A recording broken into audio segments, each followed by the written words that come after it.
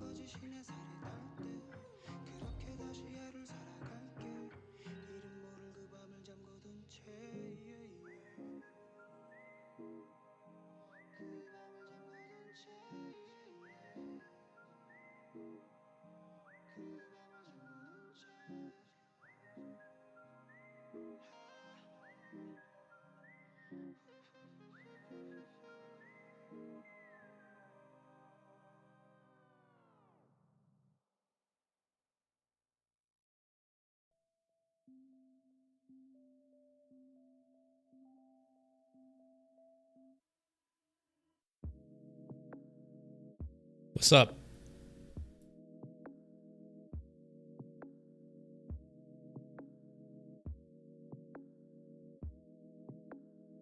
Why can't I turn this off? Come on. Here we go. Hello, everyone. Let me turn this on too. There we go. So, welcome to our stream. It's another day. Thank you for the lemons Zandu, Real Perfection. And Juju, me, and Pawsy, welcome. Welcome everyone. So, yesterday's stream was honestly very fun, and I had a long time coming, super productive day yesterday. This episode of Bacon Night brought to you by ranch dressing. Ranch! I put that shit on everything. You know, that's gonna be the... Actually, I might as well name the stream Bacon Connect, you know? That would be such a good name, wouldn't it? Yeah. You know, instead of crypto with bacon, Bacon Night just clicks. Yeah, I'm gonna change that. Oh, that was right there. I should have used that. It's awesome, right? Yeah.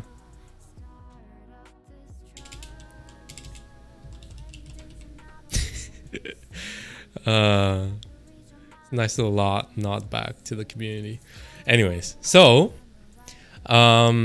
yesterday we talked about a little bit of silly crypto impersonator that's, trying to be Satoshi. We talked about, cashless companies doing that. And then what do we talk about also again? Shit. Oh no, my mind's breaking. Oh yeah, right, Bitfinex. Some things that I realized yesterday after yesterday's stream was that kind of at the more serious topics, I think I referenced too many articles that were kind of using each other as references in the first place, and that kind of made my arguments really rambly, right? So that's one thing that I am trying to Bitfinex and Goober. Yeah, basically. So today, I'm gonna try to keep in mind to keep things shorter and try to just condense it down, because if I were just reading stuff to you guys, you might as well just read it yourself, So that's kind of the point, is for me to summarize and give some sort of insight. And so that's one thing. So I want to keep it shorter and have more time to interact, even though I only want to keep the whole thing to 2 hours. What's up, Andy? What?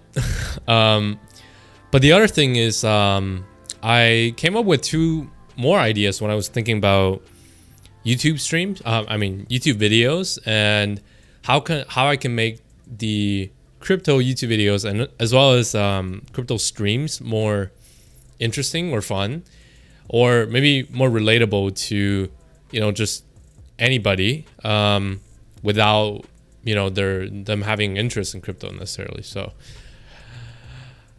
oh my god.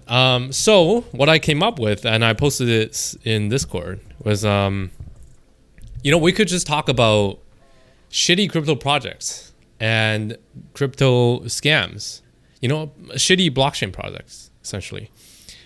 What's up, Andy? So what I'm thinking is, I actually have a last night when I was browsing the interwebs on YouTube, I actually came across a scam that was very, very smart, and I think it's really worth mentioning that it's going around right now. And that's with live stream of conferences saying that they're doing giveaways, basically impersonating big crypto companies. So that's one thing. And the other thing, the other type of YouTube series that I want to do when it comes to crypto that can kind of differentiate me from everybody else, which are all doing news. Oh yeah, what's gonna pump, what's gonna dump, what's the news, what's going up and whatever. There's like a million videos out there for that already, covering news, so to speak. So be nice to bacon today, and oh my god. So what I'm thinking is, I don't know if you guys have heard of, you guys probably know who iDubbbz is on YouTube. iDubbbz TV, Kickstarter crap. I was a big fan of his Kickstarter crap and Indiegogo Excrement series. Headphone here, coming in real. I think this is very similar, because Kickstarter had a lot of scams and really shitty projects, delusional people thinking that things of no value can just make them money, and they did. And the same thing was happening with crypto and will happen with crypto and blockchain, because it's so buzzed and everybody wants to get in on it. And I'm sure I want to try this out, but at the end of today, I kind of want to, want you guys' opinion on what I should name the series. But yeah, so today on the agenda, like I talked about, I'm going to talk about a new type of scams in crypto. That's, I think it's the first time that I've seen it. It's very convincing. It's with live stream giveaways. And then the second part is, for those of you guys that actually know like some of the bigger cryptocurrency projects that are more legit. So there's one called Stellar Lumens, which is as far as I know, it's a blockchain project that handles payments really well. Kind of similar to XRP Ripple, so they could be used by banks, right? IBM used them once, actually a long time ago. IBM partnered with them to handle cross-border payments. This was like 2 years ago, at least. Yeah, but now they actually burned 50% of their entire total supply. So essentially, decreasing the supply of their token market, right? So, and so supply and demand, that'll drive the price up. But that's why they did that. I still haven't looked into these articles, but we're gonna do that together. Because 50% is quite a bit. They burn like something like 55 billion tokens or some shit like that. It's pretty huge. And they're a major player in blockchain. And last but not least, guess what? Coca-Cola, specifically I think bottle and bottle cap manufacturing company for Coca-Cola is moving into blockchain. So they are, I think, right? I haven't read them the whole way through yet, but I think they are bringing blockchain to their whole supply chain. So kind of from the raw materials to the production and to distribution, all that. Yes, exactly like that. Policy. So each party can track everything together, right, without necessarily messing up other people's data, right? So essentially, they share the exact same database, right, from the thing is produced to the point that you drink it. Everyone can see exactly what happened at which point, and that's all on the blockchain. So that's kind of what blockchain can enable for supply chain. So we're going to talk about that. And all right, the U.S. State Department announced last month that they are working together with Coca-Cola and two other companies to launch a project that, yeah. That what? Waiting our message. Oh wait, there's a slow mode is in there. Hold on. Also a slow mode. 5 seconds. Okay, that's not too bad.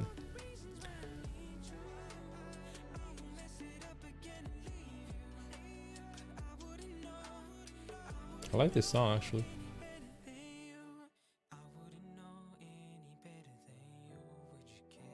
Well, rip. The other part of the message is not coming. Seems like. Anyways, let me talk about this. These scams, because it's honestly pretty messed up. So,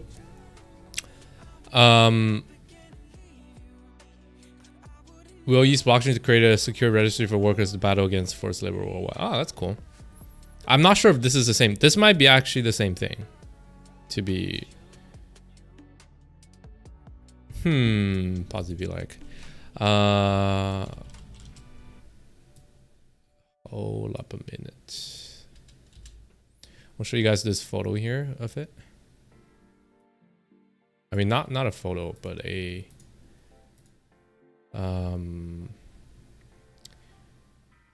screen cap that I recorded yesterday when I actually saw the scam on my phone as I was going on YouTube. And I wanted to talk about it, and apparently there are articles out about it already as well. So when I say crypto live streams, so I was on YouTube, right? And this was from my phone. I also like turtles. Nice. Turtle soup, please. Have you guys had turtles? Turtle soup is quite nice, actually. It's very good for you. Anyway, so can I watch this on HD, please? Why is it not HD? All this sort of blocking and tackling kind of basics. All right, here we go. There's nothing wrong with that, right? Really know So, how to run a product meeting or how full to screen. Just all this sort of blocking and tackling. If you're looking at this with me, this says Coinbase Live interview with Brian Armstrong, who is the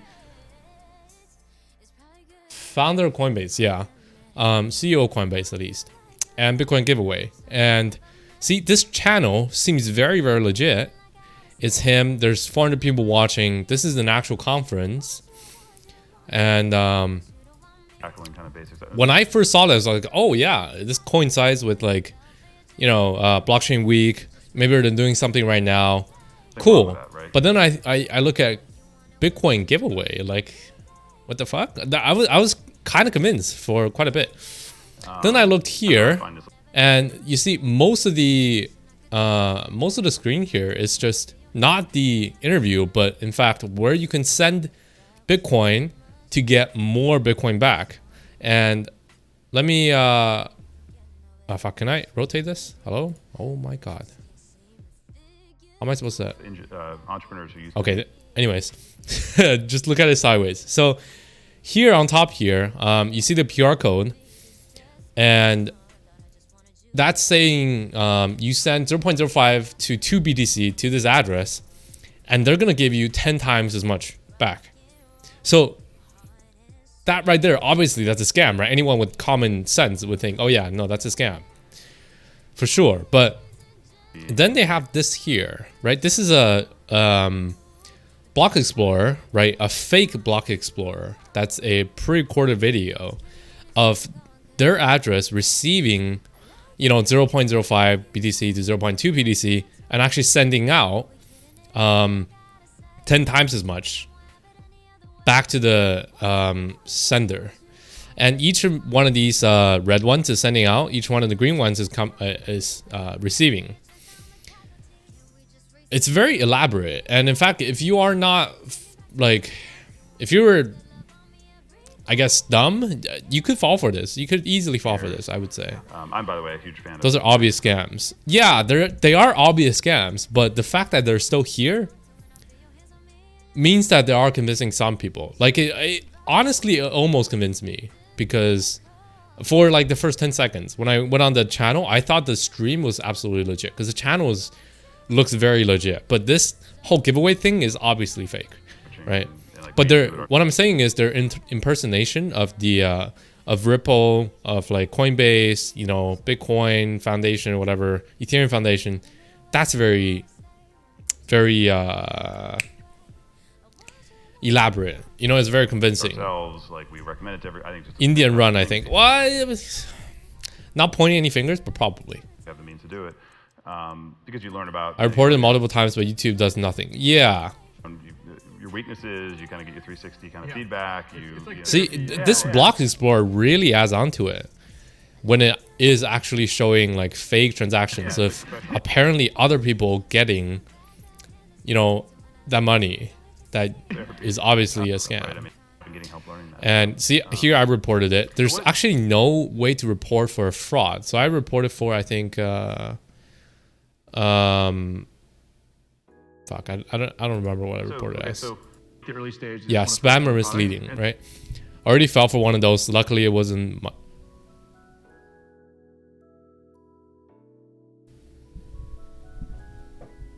What? Hold up a minute. Okay, tell me about it. What the fuck? What was this? How did you have crypto to send in the first place, dude? Why are you? Oh my god, money is an illusion. Not your friend.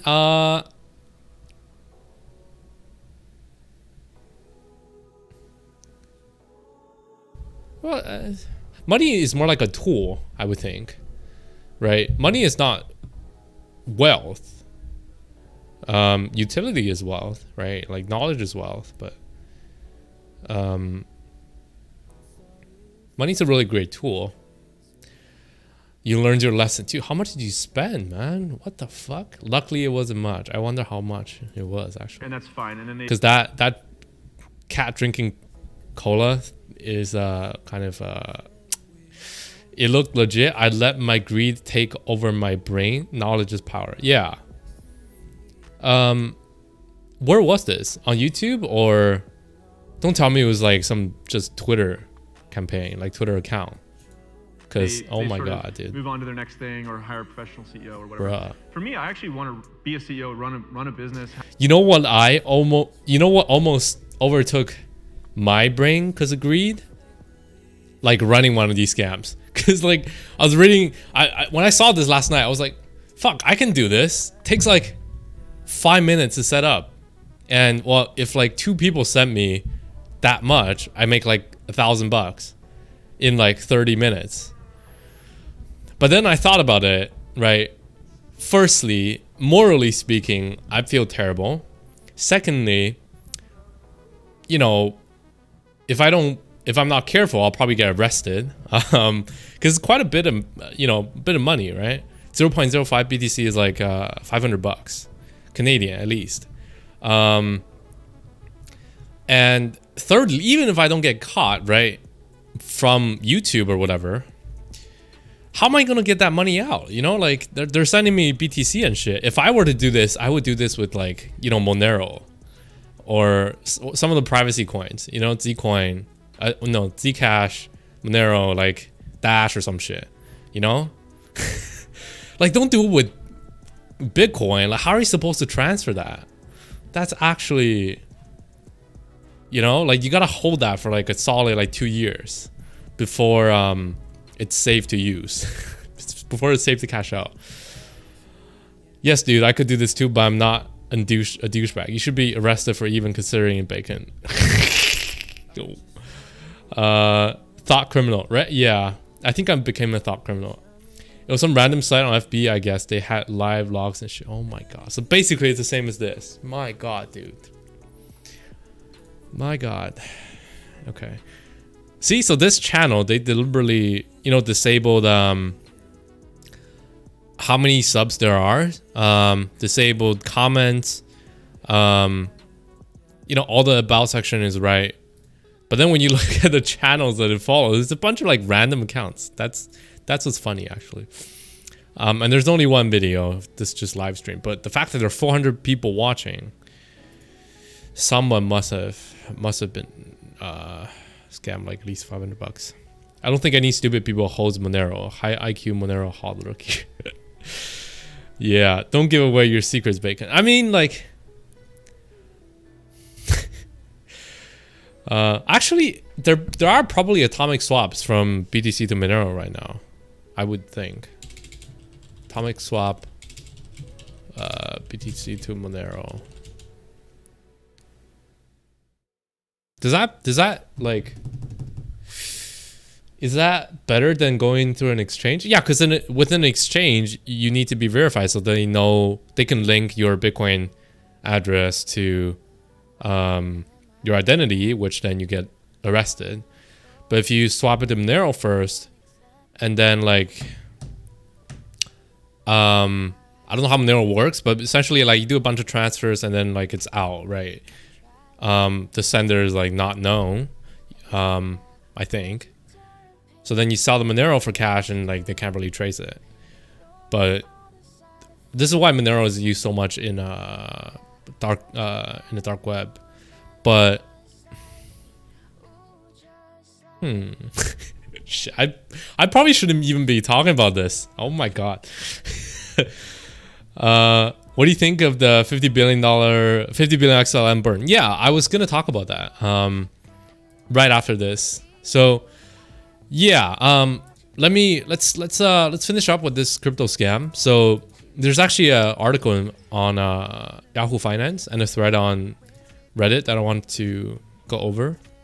So apparently it's not just a Coinbase thing for BTC. So they have targeted, a bunch of these like current year big crypto summits. They try to impersonate the live streams, right, to say they're giving away their token or coin, whatever, right? So here, this is a Litecoin Summit, 2019 live stream, and they're doing the same thing. Fake block explorer, QR code for you to send literally your money directly to the scams.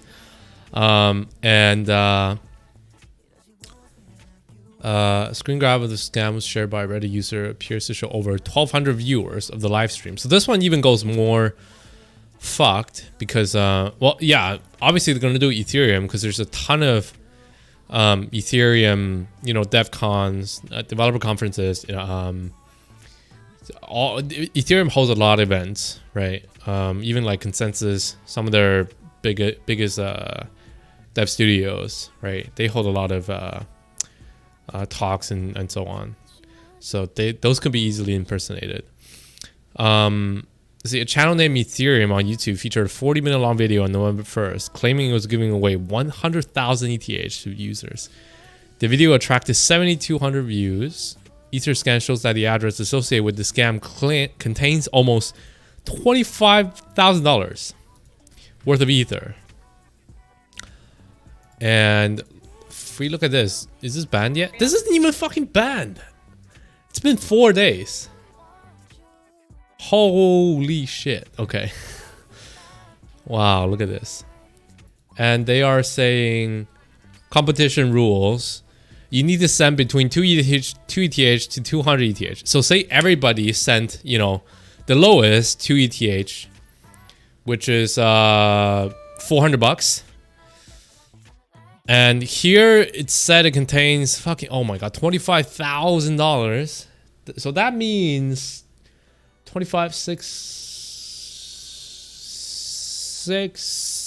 How many people is that? 60 people. Right? At least 60 people. Like almost 70 people got scammed. Sending at least 2 ETH at a time, you know, or at most 70 people. And this has been reported already on Etherscan. You know, now it's a fake phishing account, so nobody's really doing this. And even Etherscan has marked it as phishing and hack account. So there are reports that this address was used in a phishing scam. Please exercise caution when interacting with this address. Right, but look at these. These are all like close to 2. Somebody said 10. Like, fuck. These are all in also. So this is honestly kind of messed up. Like, in 4 days. Jesus, dude. People who get scammed like this are just dumb. Yeah, well, it's a IQ tax, right? That's what it is. Hey man, can you listen to the song on this link? No. Oh, but we gotta demonetize videos that are anti-China who don't even have access to YouTube. I'm from Turkey. Why? Well, I don't really want to. Hi Turkey, I'm from Hungary. Hi. Coca-Cola moves to blockchain? Yeah, they are. They are. Too bad I didn't catch the stream when it started. No, it's okay. That is later on. We're still just covering epic crypto scams. This shit is way too convincing. It's very... Wow, this guy sends from Binance. Literally withdrew from Binance. Jesus Christ. Poloniex. Who is still using Poloniex? If I disappear from the stream for like 3 days, it might be because I'm running one of these phishing scams.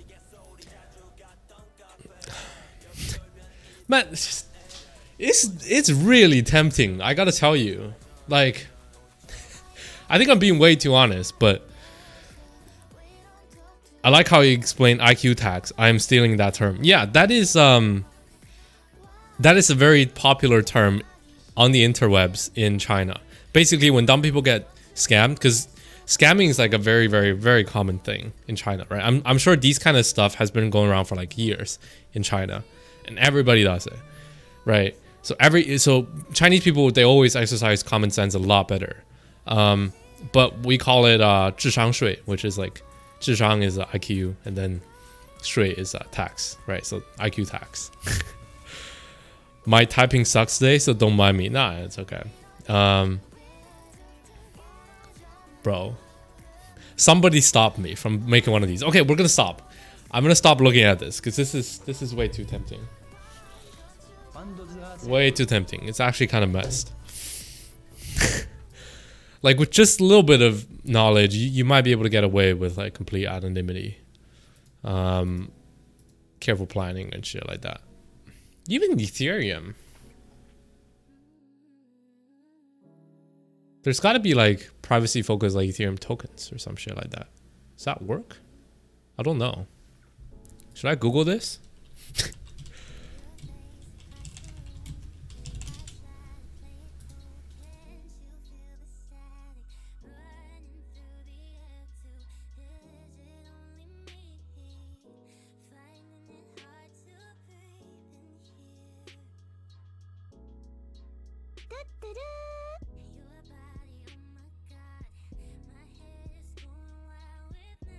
Road of Fraction, thank you for the 1 lemon. And Brown Dart, thank you for the follow.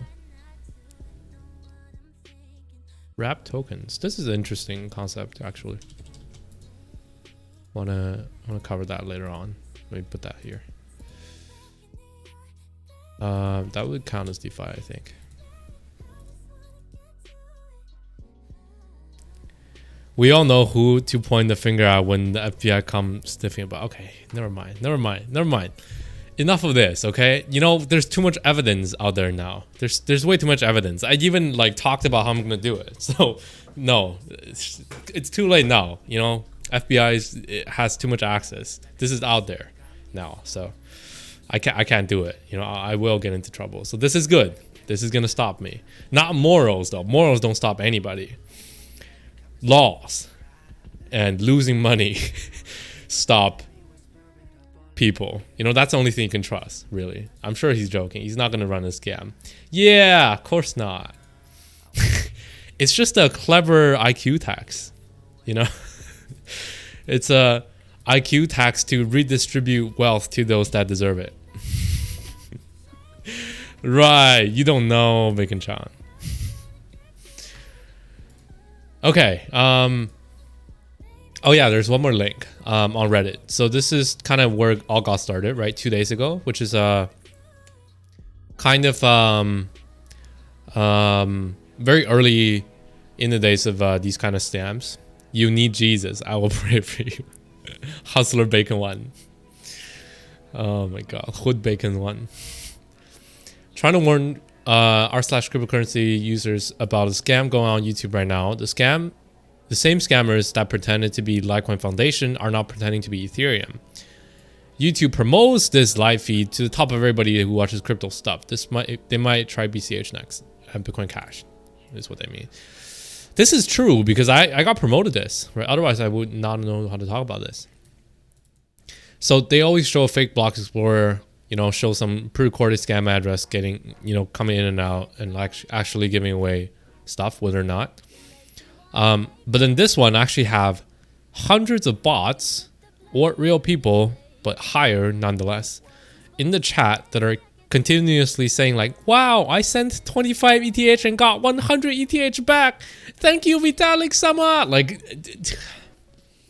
you know, this is, right? You get what I mean? It started with 200 bot fake viewers as viewers, but are not up to 1,000 viewers.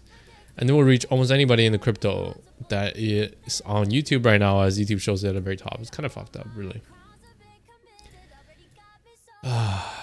Yeah. Oh, yeah. Also, it's hard to tell if people are following this stuff.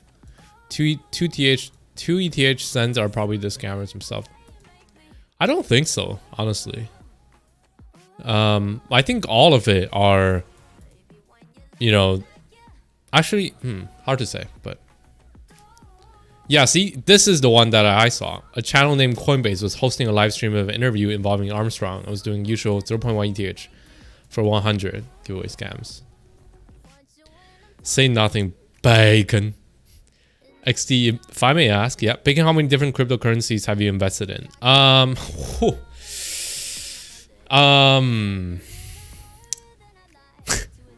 In total, like ever, probably like 50, you know, but not investing, like trading. I was hardcore trader like 2 years ago. I was pretty hardcore.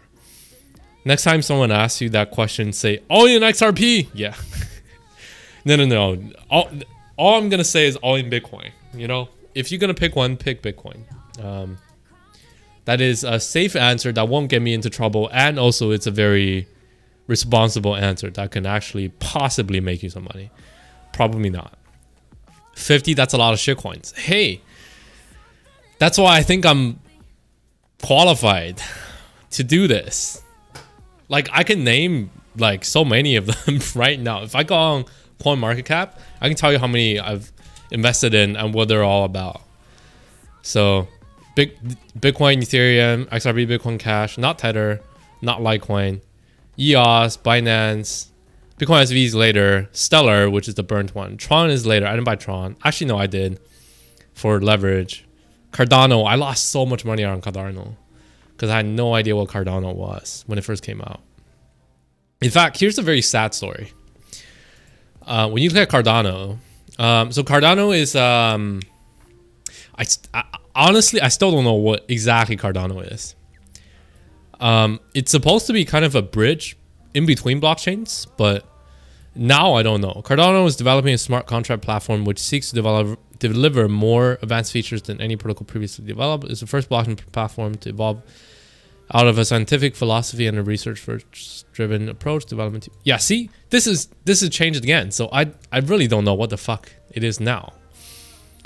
But like, when it first came out, right, there was no info about it because it was right after ICO, and the only market of it was Bitfinex, which is back then the biggest shitcoin exchange. And if you look at the chart here, do all time and then do BTC. Here we go. So when it first got listed was I bought at like 700 sats, which is about like right here. So right now it is it's been to 7,000. And this is the same time that Bitcoin went like 7x. So basically, if I put in $10, I would have made $700. And guess how much? Actually, I probably shouldn't say how much I put in it.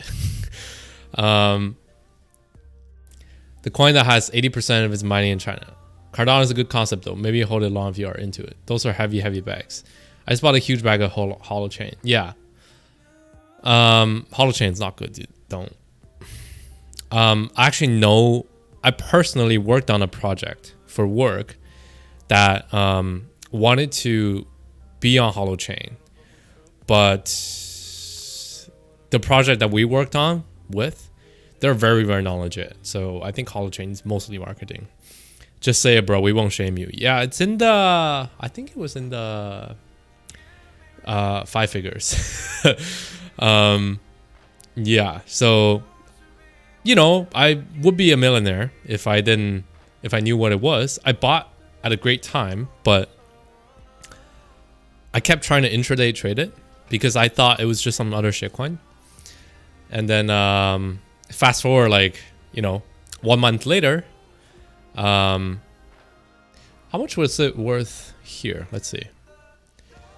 So it was worth 10 cents. No, 10 cents here, and here it's worth fucking $1. Okay, so it's not that much. Yeah, so that's only at 10 times. So yeah, so it was I bought it when it was worth 10 cents, and 2 months later it's worth $1.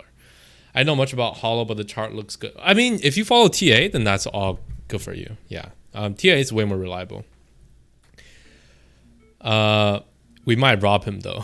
Why would you even put that much in?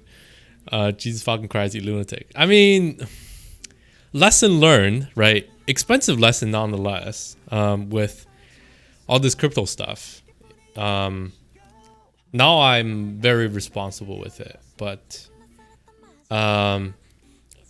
you know, I also kind of made a career out of it. I have made more money you know, doing it as a job now than I have lost in crypto, in trading. And yeah, enough about these shitcoins. Let's talk about XLM and its potential to moon. Jesus. Right after we talk about being responsible with our trades, you out here talking about XLM and moon. Oh man, we just never learn, do we? Oh, the irony, dude. The irony. OMG. Anyways, okay, let's get back to it. Markets, you know, if you don't know how to trade charts, don't trade. Fundamental analysis doesn't really work in crypto because everything's non-legit. I sold my XLM for XRP. I like both. Oof. Oh my god. It's a slight oof. Mistake after mistake, Lamau. Yeah. Yep. Okay, so let's read into this. Next up, Stellar, which is XLM. XLM is its ticker on exchanges. So it has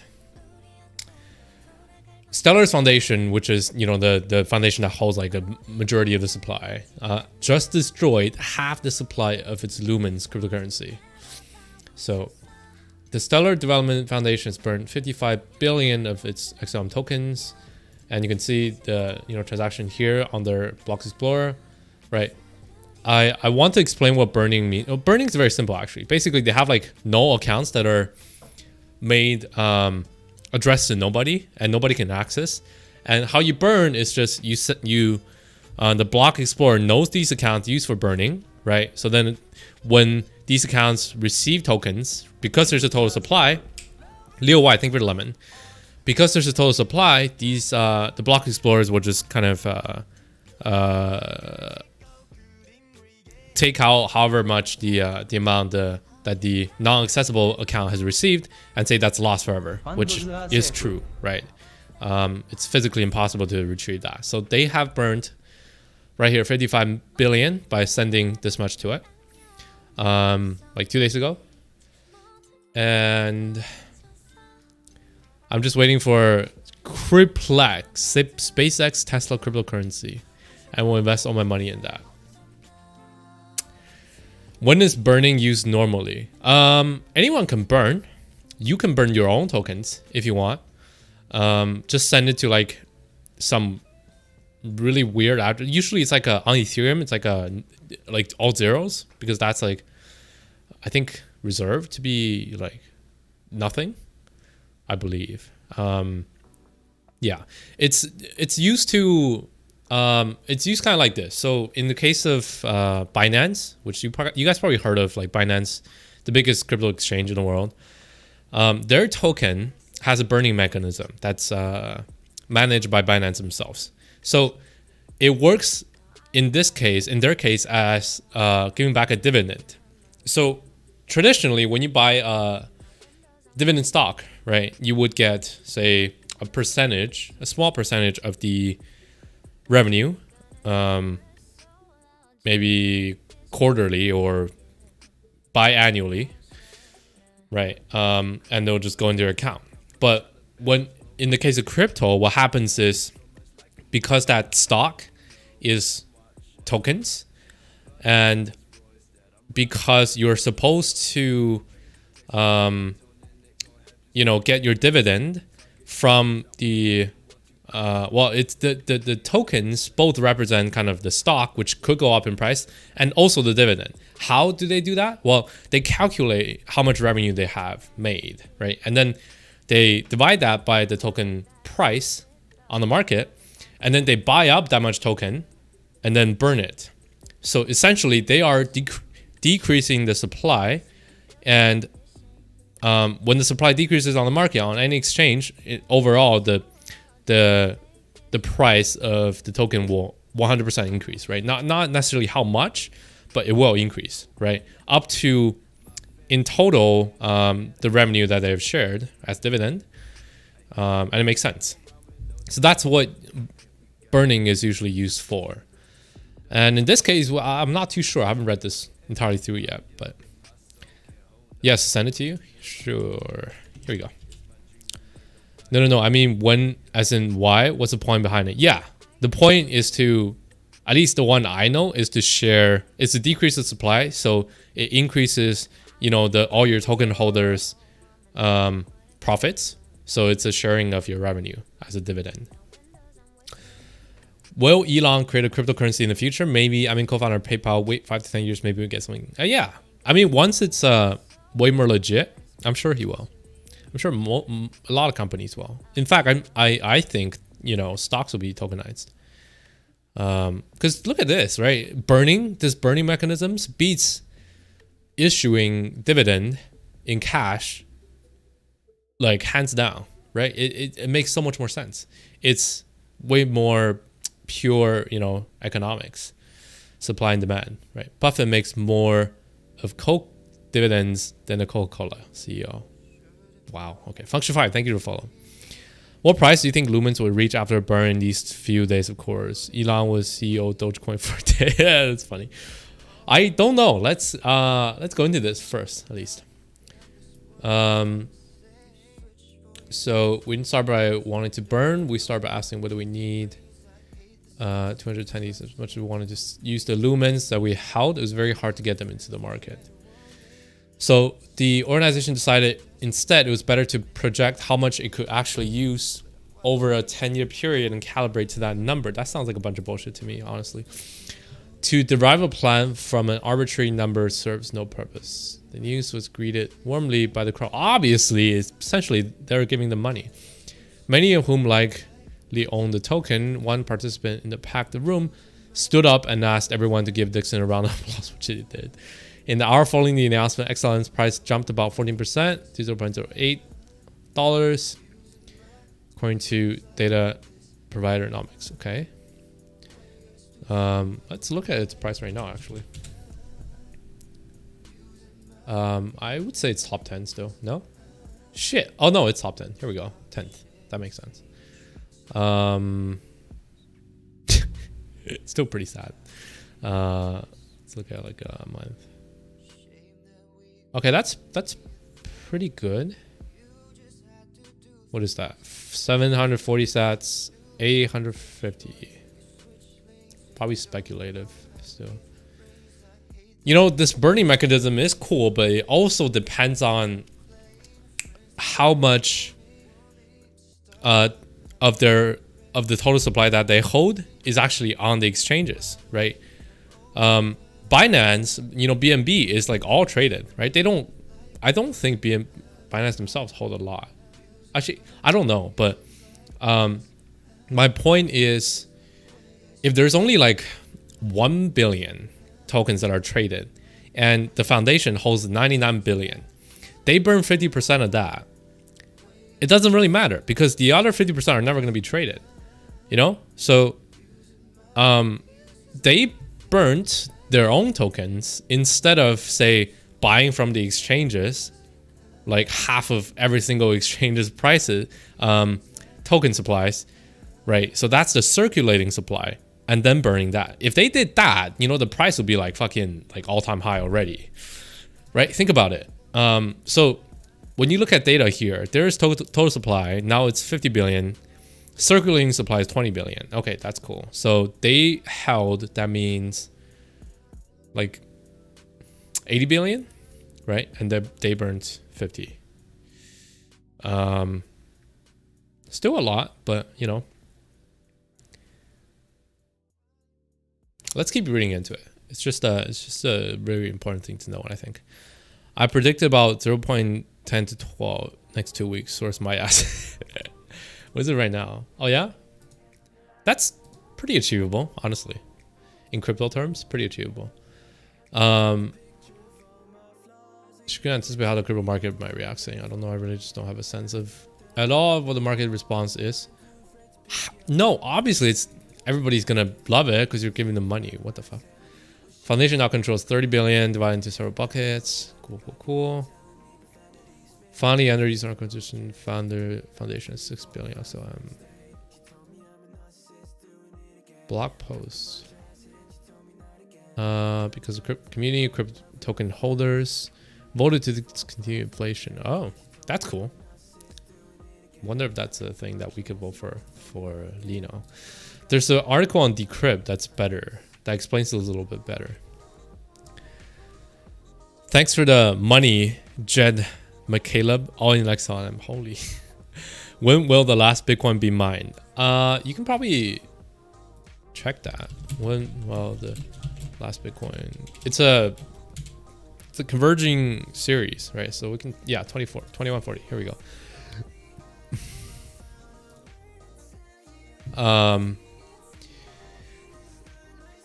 55 billion tokens burned by Stellar Development Foundation is worth around $4.7 billion, reducing total token supply to 50 billion. Yeah, but they were never going to trade it, you know?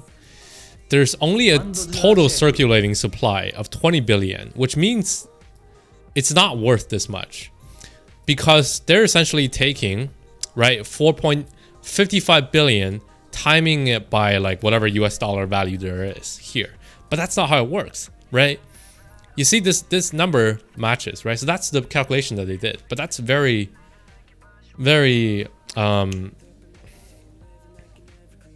deceiving, because there's only a total circulating supply of 20 billion. So essentially, you can only sell at a maximum of 20 billion. And I'm sure out of that 20 billion that's circulating right now, not everybody is willing to sell at this price. In fact, it's probably like 1/10 of that, right? Total. The amount of people that's willing to buy at this price is very, very small, right? So if you saw all of that, dumped all of that into the market, the amount of people that are willing to buy it up at this price will disappear, right? And all of a sudden you crash your token to like 1/10 of its value. So it's really not worth that much. They are not giving up that much money at all, you know. It's like way less than that. How much, we don't, it's hard to calculate. You got to go through all of the exchange books, but it's not that much. It is good for the supply and the price, but yeah. So it went up nearly 25% as the news broke, and its pricing announcement sent the price of XLM soaring from 7 cents to 8.7 cents. Cool. Up over 45% from its 2019 low. Yeah, but that's like bear market low. So is this the foundation's name? I guess so. Over the years, we've also seen that giveaways and airdrops have diminishing effects, especially in the outsides amounts our original plan was designed to support. Yeah, see? So they recognize that, you know, they don't know what the effects will be because they're burning their own tokens and they have majority of it. Foundation noted, adding that a smaller public-facing program would have the same impact. The burn brings Stellar's total token cap to 50 billion. Prior to yesterday's token burn, the foundation said there were about 105 billion. Cool. Just a bunch of facts here. Data, the move to burn nearly $4.8 billion. Yes, again, that's not accurate.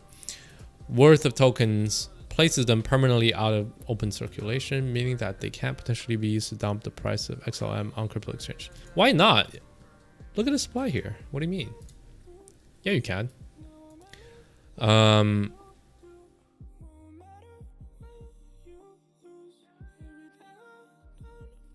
Meaning that they can't potentially be used.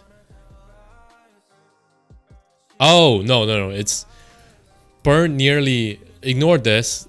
Say, don't look at the dollar value. Look at 55 billion tokens, right? Means that these 55 billion tokens cannot be sold. That's all they're saying, which is what burning is. You know, it's no longer available to use. Taking it out of this total supply. Despite today's price hike, XLM still down 44% from 2019 high in May. 90% from its all-time high of, okay, whatever. Cool. So not much to see here. Let's see what the actual need for this was. Like, why did I do this? 20 billion out in the world, so blah, blah. Stellar is in mind, so the Lumen is now in public hands. Are there? Why can't the amount of Bitcoins can be more than 21 million? Because the Bitcoin protocol is designed such that the block reward halves every certain amount of blocks. Bitcoin halvening period is shit. How many blocks is it?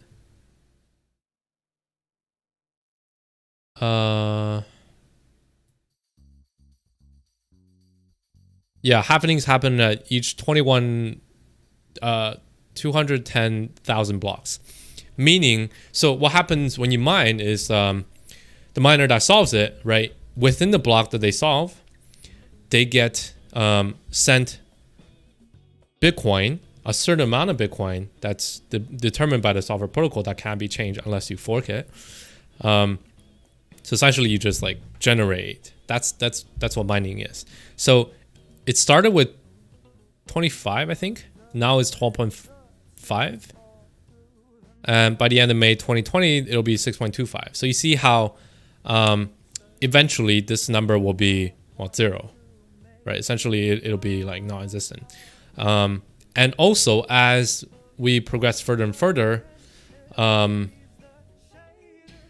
would this speed up? Actually, no, it would not speed up, but it slows down. But then the eventually, instead of getting, well, one thing is that because these block rewards will decrease every 210,000 blocks, it's projected that Bitcoin's price will keep going up because the supply is decreasing. But the other thing is that people are actively trying to compete with each other. So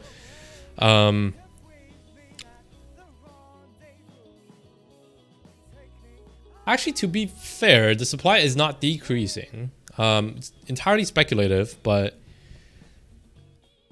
yeah. But to answer your question, this is why.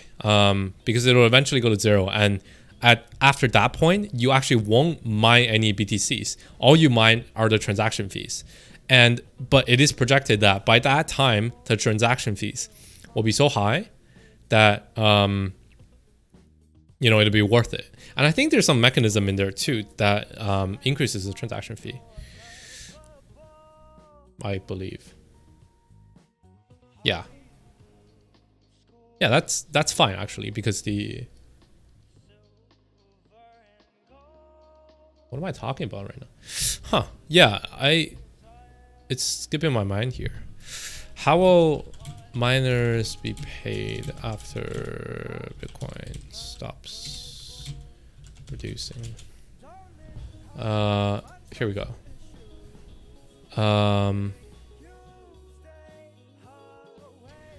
Planned supply will essentially be tapped out unless Bitcoin protocol change it out. Yes, blah blah blah blah blah blah blah. They will still be incentivized to validate the Bitcoin blockchain because they will collect transaction fees from users. Yeah, but see, why would users still use it? I think by that point, kind of second layer solutions will have to be in place such that you don't have to pay like $10,000 worth of transaction fees, which will be inevitable then. But instead, it'll be like 1 million people pays for $10,000 of transactions in total, because all of that can be condensed into one with like Lightning Network or whatever, something similar. It won't matter. Bitcoin won't be around in a few decades. You think so? I don't know about that actually. Utility-wise, Bitcoin doesn't have much, but adoption, right? Why is gold still around? There's no reason for it to be still around. There's no use for gold, but it's entirely because it's a store of value, right? Bitcoin's got store value behind it. That's what I see, at least. There are other, I'm sure, assets that are just as stable as gold and can be used to replace gold, but why don't they? I think adoption. I think that's all there is. I think it's the market that decides it, not the fundamentals. My statement's friends serve cryptocurrency. Wait, what? There's no use for gold? I don't think there's a use for gold. I mean, you can make like boots and swords with it, but wait, can you make gold swords in Minecraft? Is that a thing? For real. Yeah, it's a very useful metal, but is it that useful? I don't think so. Like, if you were to give me a gold bar versus like 2 breads, and I were a caveman, or like without the markets or whatever, without the ability to sell them, I would 100% pick the bread every time. Gold is super conductive. Bitcoin mining takes up 1% of electricity in the world. It's not a green solution. Yeah, so that's got to change. Heard about gold-plated connectors? Yes. I mean, Oh, Blood Axe, what's up? Thank you for lemons. Shit like XRP and XLM have better chance mass adoption. Yeah, mass adoption, yes. To be used. Bitcoin is not to be used. I don't think. Yeah. Like, who uses gold as a currency? Nobody, right? So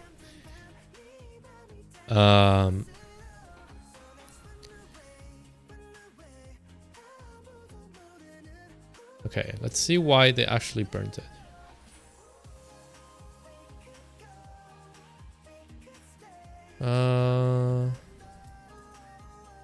Yeah, why the hell did they burn it? Okay, so we decided to reduce our lumen allocations and to rededicate what remains to what we now think Stellar needs most.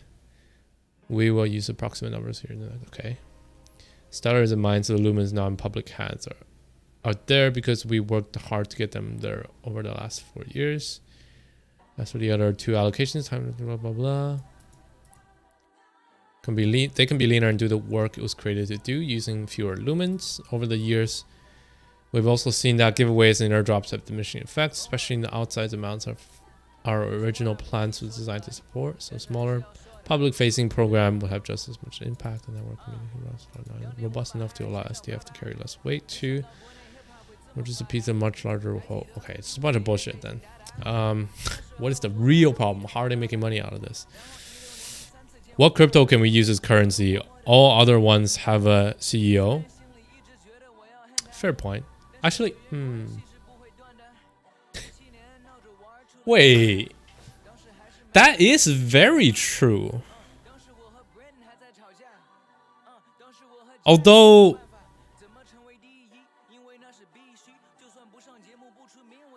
yeah, is Bitcoin like the most decentralized crypto? It is in terms of number of miners, right? But mining pools is a big problem. That is true. Fair point. Bitcoin will have any use for huge transactions like real estate or expensive artwork. Of all the materials mined from the earth, none is more useful than gold. Yeah? Shit, really? Fuck. Okay. Well then you win. I did not think so. Learn something every day. A small amount is found in almost all electronic devices. Now, it doesn't matter if it has a CEO, if it has great utility, no reason for people to adopt it. To not adopt it, you mean? Oh boy. The argument. Yeah, both arguments stand, but like you can't really say which is gonna beat which in terms of adoption until you see which one survives, right? I think that's kind of the true way to see. Logically, both sides make sense, right? But different people consider different things important. So, what if the government arrests that CEO? Okay, you guys talk. Yeah, I'm not gonna jump into this. Is that it? Okay. So next up, Coca-Cola supply chain firm to expand blockchain effort to 70 partners. This is pretty interesting, I think.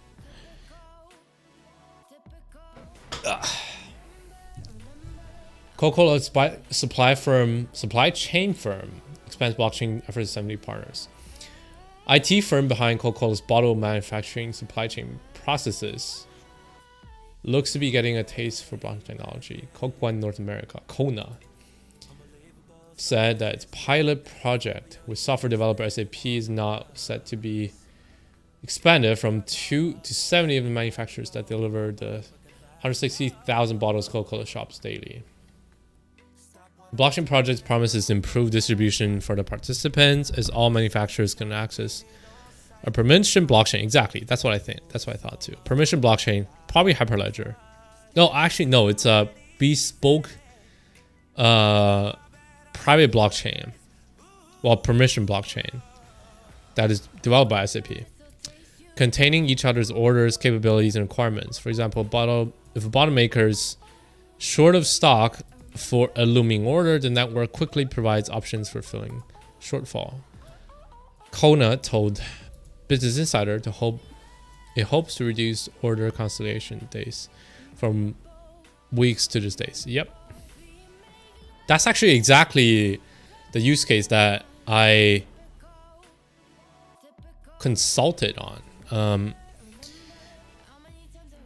Only CEOs getting removed. It's just like central banking. What happens when CCP takes over all the mining activity in China? 80% of BTC mining happens in China. We will see. We'll see what happens. I don't know. How about like whatever? Ah, fuck. I hate arguments that are like very like you know, when you throw both of your points at each other without addressing the other person's concerns, you cannot convince the other person, right? I think. Hey, what's up?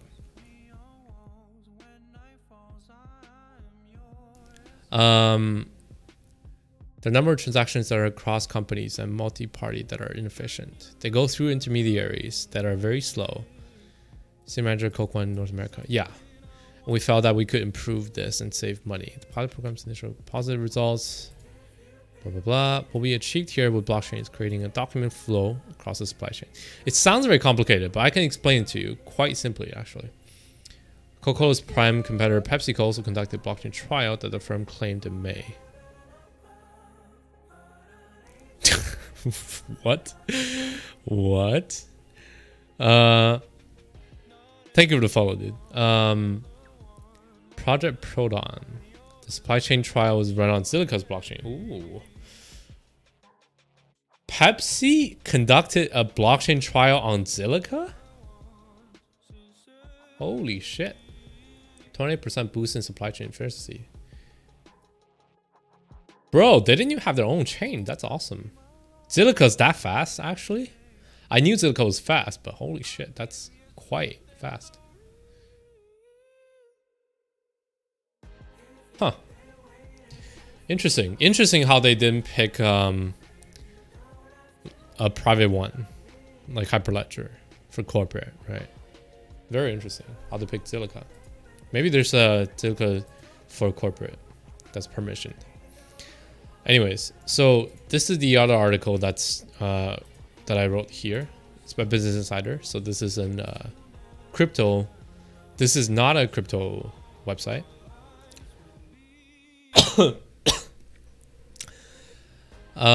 They're scaling a major blockchain project poised to make a $21 billion a year supply chain operations. One example is still nascent. Text promise. Nascent is kind of super young. Oh, requires membership. Well, fuck you.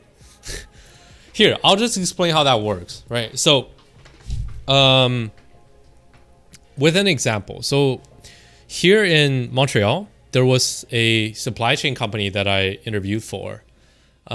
They do supply chain management software, like traditional supply chain management software for the biggest industry, one of the biggest industries here in Montreal, which is like aerospace.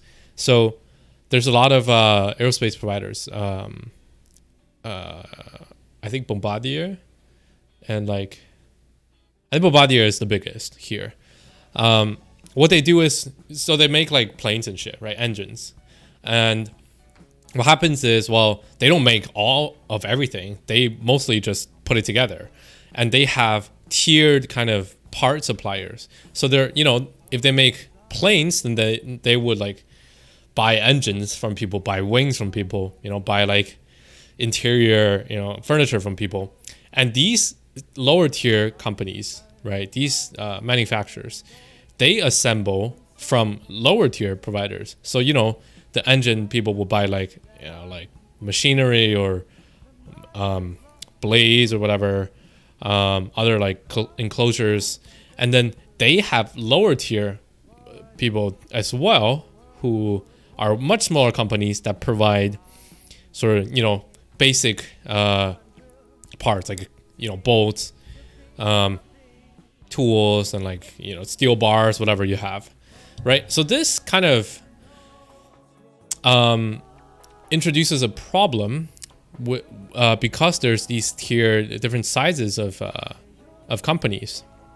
I just checked your about page. My bad for not realizing your blockchain development my props. No.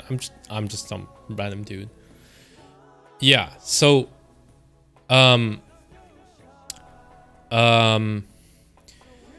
so imagine you have Boeing, right?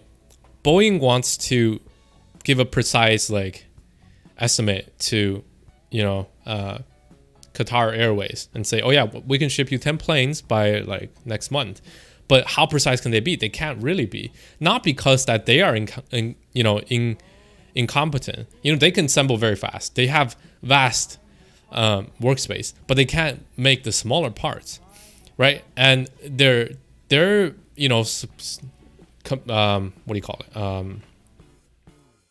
Manufacturing lines are very, very efficient and automatic, but as the tier of suppliers goes lower and lower, first off, there's more overhead because a lot of them still use like faxing. Like for example, the lowest tier of providers that provide like bolts or tubes, planks, they are like very small companies, right?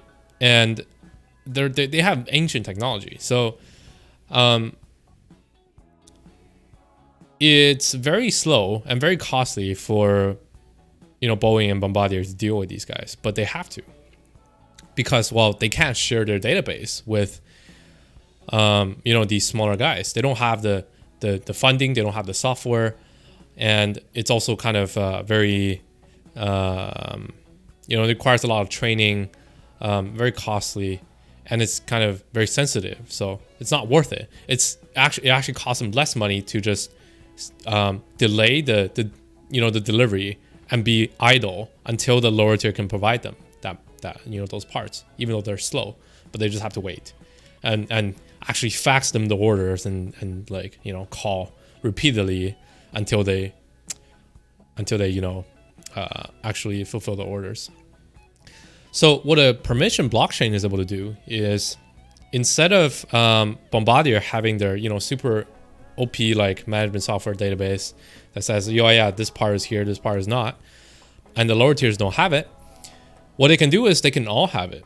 So the blockchain acts as a database here with different permissions. So Boeing and Bombardier themselves, that are the highest tier, can see everything, right? And the second tier of people have second tier permissions depending on their address on the blockchain, right? When these blockchains are first deployed, right? There are, for example, in the case of Lino has their official accounts. DLAF have official accounts, and I'm sure their accounts can do more stuff on the blockchain than we can. Same as like for a validator, right? So similar thing happens on these corporate blockchains, permissioned, which is so like Boeing can see all the parts and exactly at which point they are at, and so they can give a very precise estimate, right? So they can make a Gantt chart and say, okay, so next week these guys are going to be done, so we can start here, and then week after we can start here. It's very all in one place. And the smaller tier people, right, they can see whoever supplies them, but they can't see the higher tier Boeing, right? So the engine provider can't see what Boeing is doing, but the engine provider can see what their parts suppliers, what their progress is, and they can also update their own progress. So this becomes a tiered kind of thing, and because it's permissioned, and because there's this kind of decentralized management for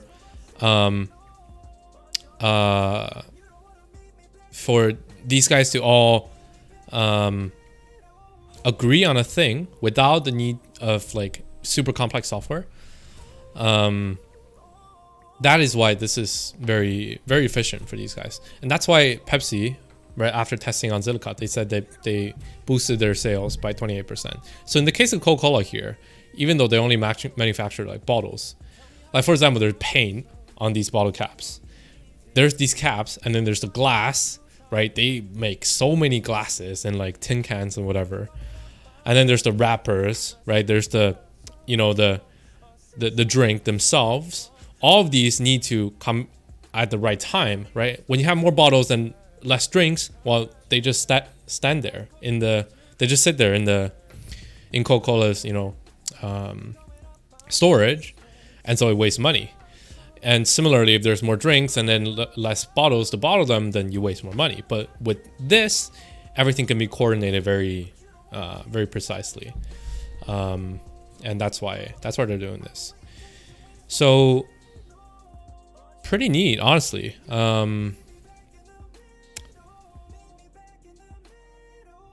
So these guys are working with SAP.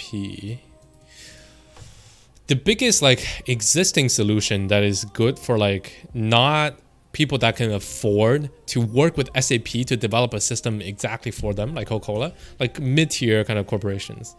Hyperledger is definitely the biggest one for permission blockchains, exactly for this use.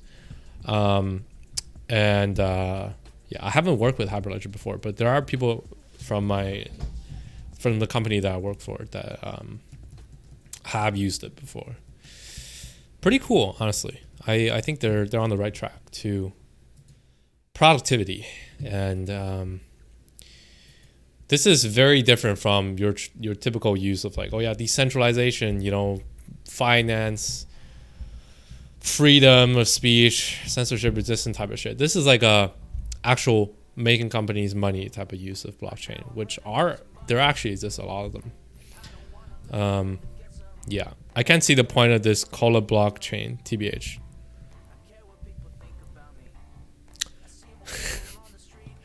I guess you don't really see the it's to them it's just a different way to organize their data, so it's cheaper and faster.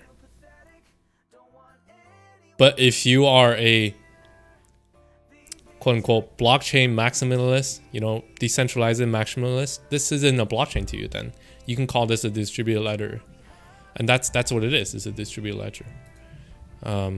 Yeah.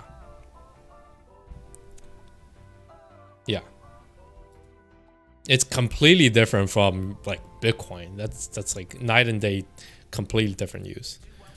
And these blockchains don't even have cryptocurrencies, right? So, yeah.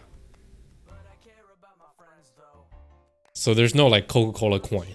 That's never gonna happen anytime soon. Maybe, I don't know. But that would not be this coin. If they were to actually make a coin, it'd probably be like Ethereum. I would say something like that, just for the fuck of it, because why not? But they're never going to, I don't think. What does this have to do with the fact that the CCP owns the US media website? The thing is that Jesus. Oh my god. That reminds me of a thing I want to show you guys. Lol, what? Yeah, no, not your friend. I like that meme. Hold on, let me show you another meme. I see your meme and I have a counter meme for you. This Babirusa is a wild pig whose tusks can grow so long they curve backwards, ultimately impaling their skulls and accidentally killing themselves. Unlike Jeffrey Epstein, who was killed on purpose. This is my response. Oh my god. In fact, I think I have more. Hold on. Do I have more? I'm pretty sure I have more from That's Hot. Yeah? You like that? My god, dude. Let me show you one on my phone. I can probably find one here. I think KidMod sent me a bunch.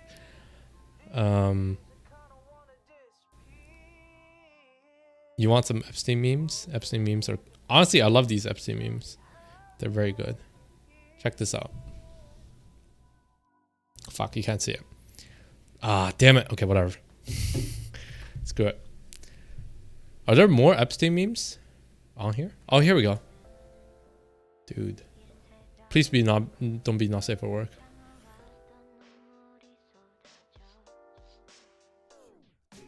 Okay, this is kind of sketchy. I don't want to be not safe for work. Epstein definitely killed himself.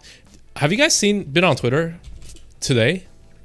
There's a number one trending thing is Epstein cover-up.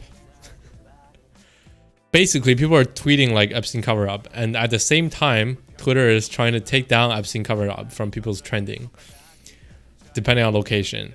And then more people see it, more people talk about it, more people tweeting it, and then more are taken down. It's fucking hilarious right now. Yeah. Oh my god, they're just confirming their own theories now.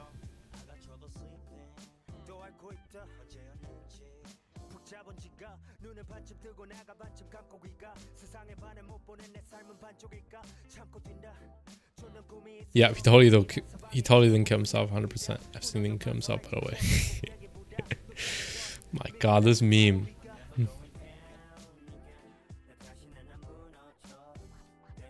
Emma wasn't self-partnered. What do you mean? Refers to herself as self-partnered rather than single. Wait, what the fuck? She told British Vogue, if you have not built a home, you do not have a husband, if you don't have a baby, and you are turning 30, and you're not in some incredibly insecure, stable place in your career, where you still figuring things out, there's just incredible amount of anxiety. Speaking of how she had never believed, I'm happy single spiel. She added, it took me a long time, but very happy I caught it being self-partner. Yeah, I could see that, but it's kind of funny how she says it. I guess it kind of shines a light on how she treats herself with as like, I think there's more meaning to that. It's not just like, oh yeah, look at look at this funny way I'm saying I'm single. It's more like there's a very good quote which is you should treat yourself as the person that you want the best like out of, right? You should treat yourself like your partner, essentially, right? If you want the best out of your wife or husband or whatever, your partner, you know, you should treat yourself that way first. And that, like, most people don't treat themselves good enough, well enough, then like they treat other people. I'm so happy being lonely. Oh my god, dude. I don't think that was the point of her response. It's more like, yeah, I take care of myself, right? Which is very good. Okay, so that's all I gotta cover for today. And I kind of explained how burning works. In fact, I predicted that, you know, someone would ask how burning works. But I wanted to run it by you guys, like what kind of ideas can we come up with for a blockchain crap series? Maybe I can show you some crap. Actually, let me show you some fun stuff first. I want to make a series that's shit, my Siri's got statistics. Stop it, Siri. Okay.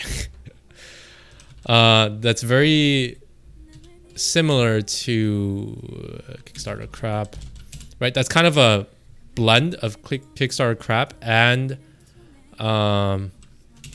Bizonacci. If you guys have never heard of Bizonacci, I highly recommend you check it out. Let's watch a Bizonacci video. Could have just put it on a nano ledger and utterly destroy it. That's real burn. Yeah. Could have just, you know, like,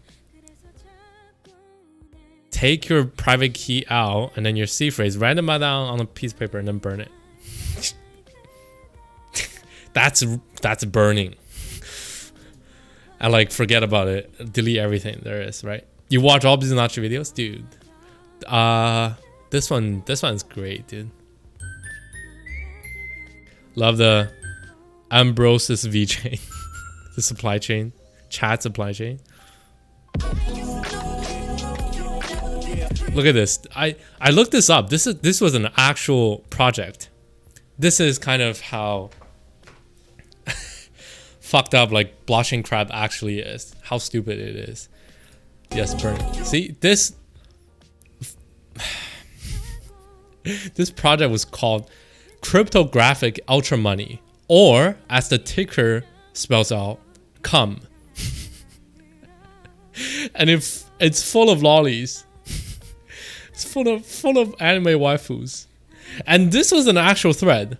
This was not like a meme. Cryptographic ultra money. Here, it's a token. Here we go. Look at this. Like, he didn't make this just for the video. Look at this. July 5th, 2018.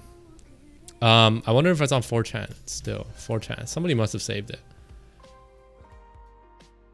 Oh my god, this is too funny. Yeah, look at this shit. Oh my god. Anyways, let's watch it. Did you just say lollies? Yeah, look at this.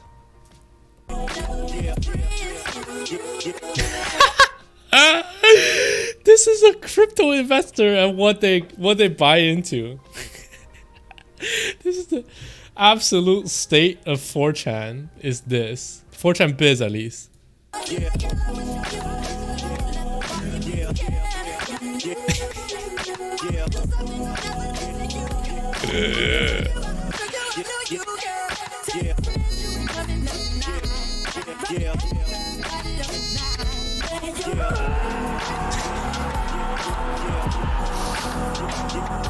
Oh my god. When did they scam? Hold on. Cryptographic ultra money exit scam. So let's see how fast they scammed. Scam. Where was this? Steam, I'm guessing. Where was this? Dolph Gabon, okay. Dolph Gabon, some shit.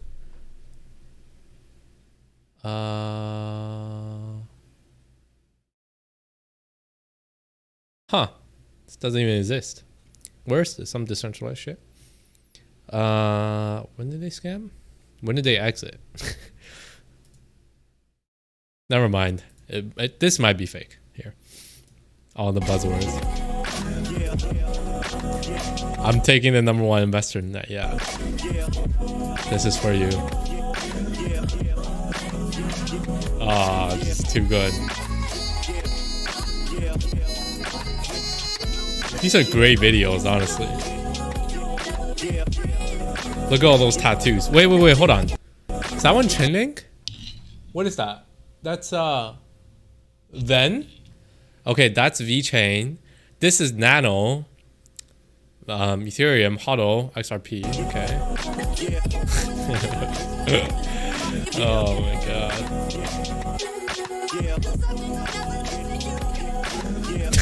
Still looking at the lolly.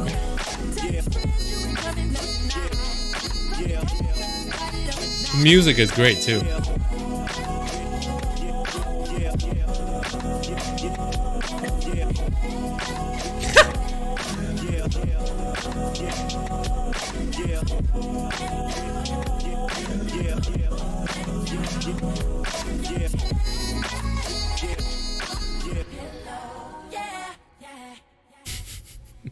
Why is there Korean subtitles? Wait, what's this McDonald's guy doing here? Low hi. Hey, what's up, Dinah? もしもし、ドナルドです。 Mr. McDonald, it is time. Activate technological employment. Oh! That's a much smarter way of saying IQ tax. Technological unemployment. By introducing the cancer that it is, the crypto trading, unregulated crypto trading into the world.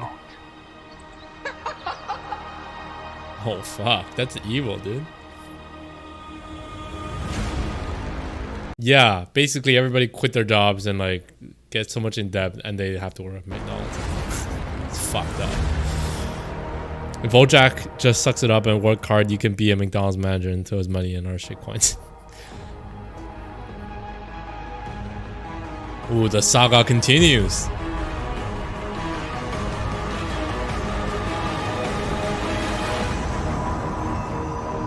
This is too funny, dude. It's fucking funny. Do you guys want to see where the funds are seifu came from? Here we go. Yeah, see? You just heard it. Fundu za seifu. The lemon. Andrew Yen 2020. God damn it. Here, this is where funds are seifu came from.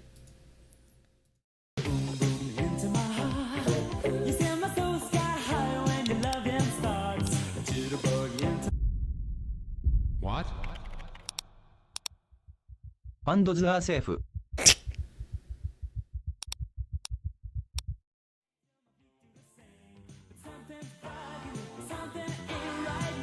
We're all gonna make it.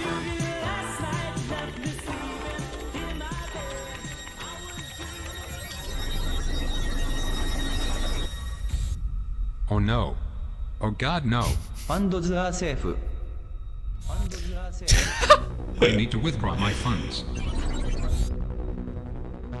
Funds are safe.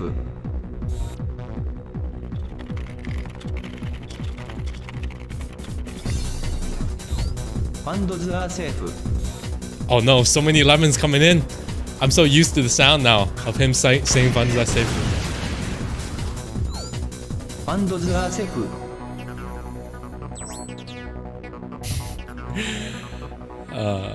What's up, 40? Funds are safe.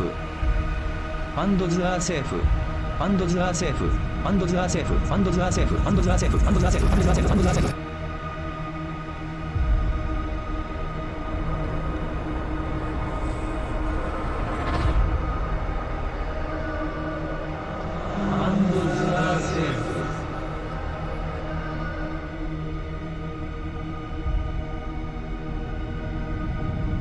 I don't think you meant Brevi. I don't think.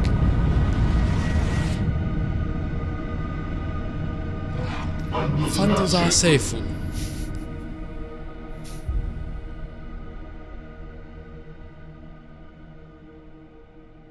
Binance brand lives on forever. Funny enough, right? Yesterday I wanted to get a Binance affiliate, but I actually couldn't. Just came back. What the fuck? I mean, I'm just showing people where the funds are safe came from this video, and from a meme, from an actual event, actually. BC is before crypto. Grug is rock. Where keep rock? Rocks are safe. Rocks are safe. Now, see, this guy is very cultured. It's like quite the thing, quite the reference to 2001: Space Odyssey.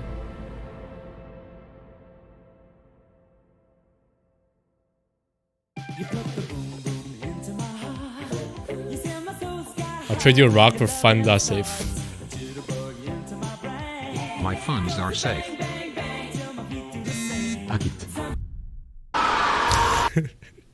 Sorry for the jump scare, guys. If you guys haven't seen 2001: Space Odyssey, great movie. But yeah, guys, I've been I showed you this because I wanted to make a series about, you know, crypto scams, and also a series about shitty blockchain projects. That's kind of another take on these type of stuff, but also a blend with like iDubbbz Kickstarter crap. So it'd be like blockchain something, you know, some kind of smart name. And I need your help to figure out a name, because I've been thinking like maybe crypto doo-doo or some shit like that if I want to be just cringe. Or maybe like chain of blocks, or like, I don't know, cuck chain. I don't know. Bacon, I'll trade you a rock. Blockchain is risky. Nah, crypto is risky. Blockchain is not risky. Oh, Bacon Chang, enlighten us with your knowledge.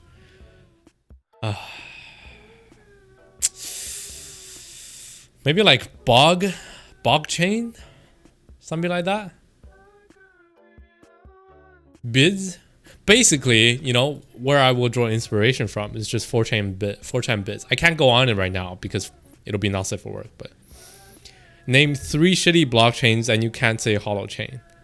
Have to be blockchains, huh?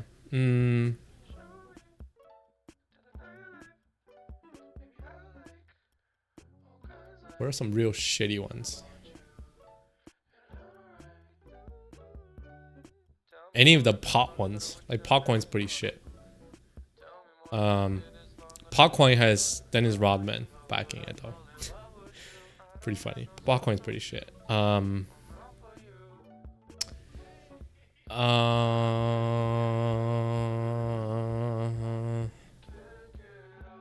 they're actually all pretty shit.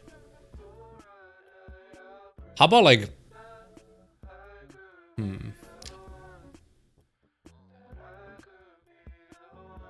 like Power Ledger?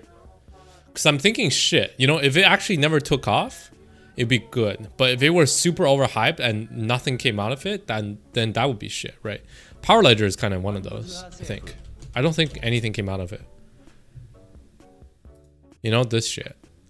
This was the jam back then. This was like, oh my god, this is like, this is actually disrupt like everything. Pretty shit though. Pretty sure. I don't think they have any development whatsoever. Look at this. Oh my god. It was $1.79. Now it's 4 cents. Great. Very nice. What's the last time they tweeted? Oh, they actually tweet.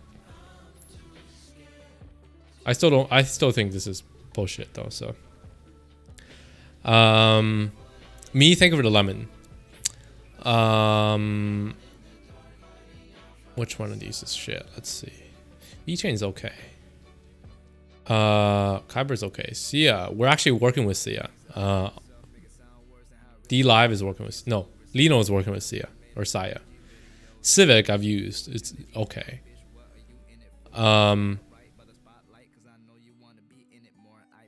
Verge is funny. Okay, you can pay for Pornhub Premium with Verge. Whatever. Oh yeah, no, this is shit. Okay, here's a shit one. Monaco coin. Oh my god, this was so shit. There is zero development on this. So these guys, right? They were the original crypto payment, debit card, credit card, banking, DeFi, like decentralized finance, like buzzword marketer, right? Nice, the Pornhub coin. Still alive? Yeah, Verge is actually decent in tech, I think, and like adoption. So Monaco, right? These guys had the shadiest history. So what happened was, this was actually the first coin that I was introduced to right after Ethereum. So I knew of Bitcoin and then Dogecoin. Those two I mined. And then I bought a little bit of Ethereum, made some money. And then I saw this on Twitter. And this was my first times on crypto Twitter, on CT. And what happened was, back in the days, there is a very big, this is like in 2017 year terms. There's a guy called Wolf of Crypto, I think. What the fuck was he called again? He was banned, right? He was a 10 out of 10 scammer. What the fuck was he? Wolf of something. I think it was like Wolf of Crypto or some shit like that. Revolut. Oh yeah, let's look that up right after this. After I told this story. So he basically so it was like September-ish, right? And like things are popping in crypto. And I think he probably was like a major investor in this. Basically, he had like 50,000 followers or some shit. And back then on Twitter, people that follow crypto, big accounts are like 10,000. So he was like the biggest, right? And he said, by the way, guys, there's going to be a huge announcement this weekend by this like Monaco MCO coin. And hint, hint. And they drop like, they like supposedly fake leak some shit. You know, they leak like backside of a credit card with like a Visa logo and then their logo on the other side of the card. And they're like, oh no, I leaked this. And then like they leak like some random shit, right? Take a picture and then in the back there's like some executive dude with a Visa shirt, right? It's just the most retarded shit. And then what happened was everybody was like, oh my god, Visa partnership, they're gonna be the first, cryptocurrency to have a credit card. Wow, must buy now. And then guess what? Nothing happened. Like there was no news. And then like the project themselves dumped on us investors. And right after that, they were the pioneers in this business, in this type of scams. And then right after that, everybody was leaking shit of stuff that is obviously not gonna happen. Like people leak like, oh yeah, we're partnering with McDonald's, we're partnering with Apple, right? We're like some guy. So there's a really legit project called Omise Go, which is essentially the cryptocurrency that is of Omise. So Omise is the Asian version of PayPal that's based in, I think, Singapore. They're very big, right? Payment provider. But they had some sketchy shit in crypto too. So the founder of Omise Go, I think, went to Richard Branson's island, private island. And then he said like, oh yeah, no, we might be working on something. Hint, hint, like, oh my God, no, like working with Virgin, no way. And then like, he also just infamously had a bunch of Apple stickers on whatever like their Omise shit was, right? And people were like, oh my God, Apple, Apple integration. It was the most funny shit. And yeah, so that was literally none of these partnerships happened. Some of them even had like fake accounts that impersonate their projects and then release fake news. And then later on they say, oh no, never mind, we're just hacked. We weren't gonna partner with McDonald's. Like who the fuck hacks your account and then posts like advertisement for you? Who the fuck does that? Like who hacks you to pump your coin? That makes no sense. But like shit like that happened, right? And then it was just so obvious. But because it was so unregulated, nobody got in trouble. The pioneers of exit scams. Yep. It was such a fun time.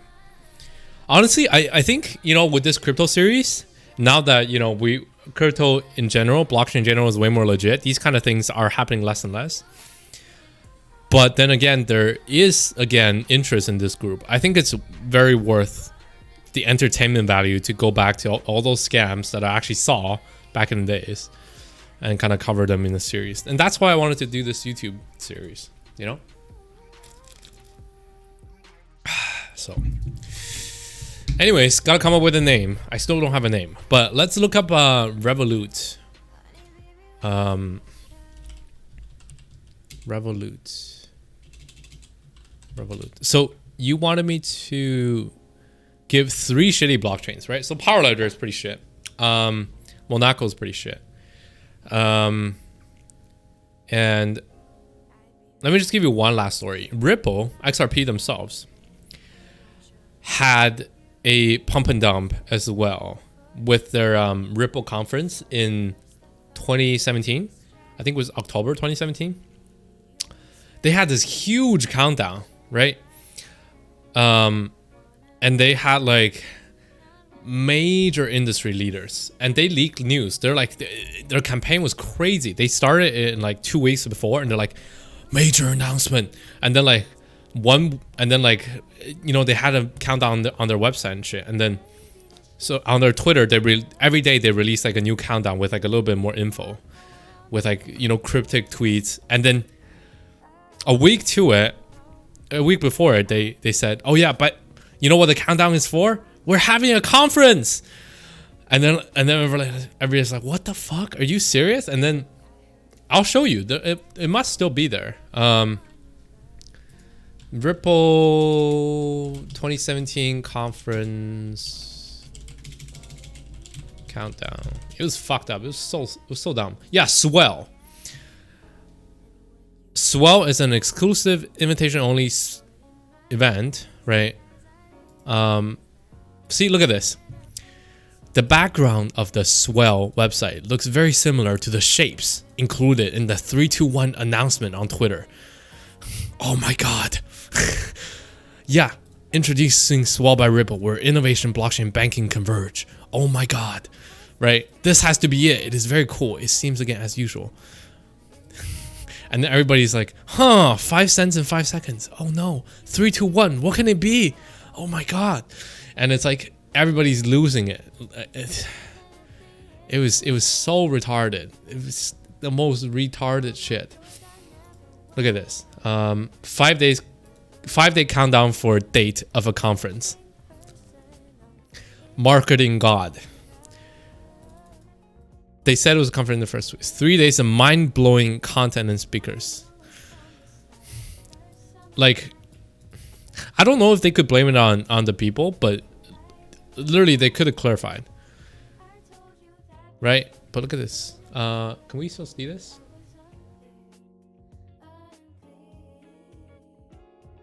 Yeah, they like hinted on some weird shit. They even put this, so people were saying that this shape of the thing in the background looked like a continent. So they're like, oh my god, they're working with the official bank of like Africa or some shit. No, this was Africa. It wasn't Africa. It was like, I forgot what they said this looked like. And then, oh my god, the 3's font looks like Apple font. Oh my god, the treasurer of the US is gonna be there. Oh my god, Ripple official cryptocurrency of US. Then it's saying retarded is funny. Yeah, it was so dumb. So dumb.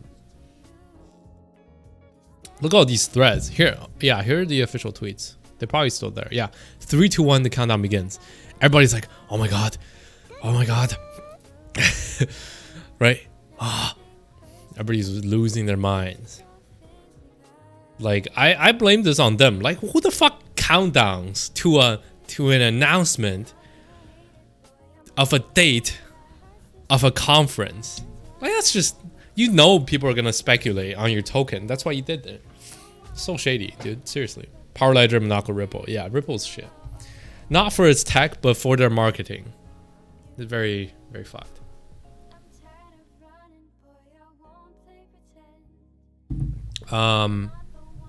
Honestly, don't quote me on Power Ledger. I haven't been following, but for the amount of hype that they really received, I don't think it's worth it.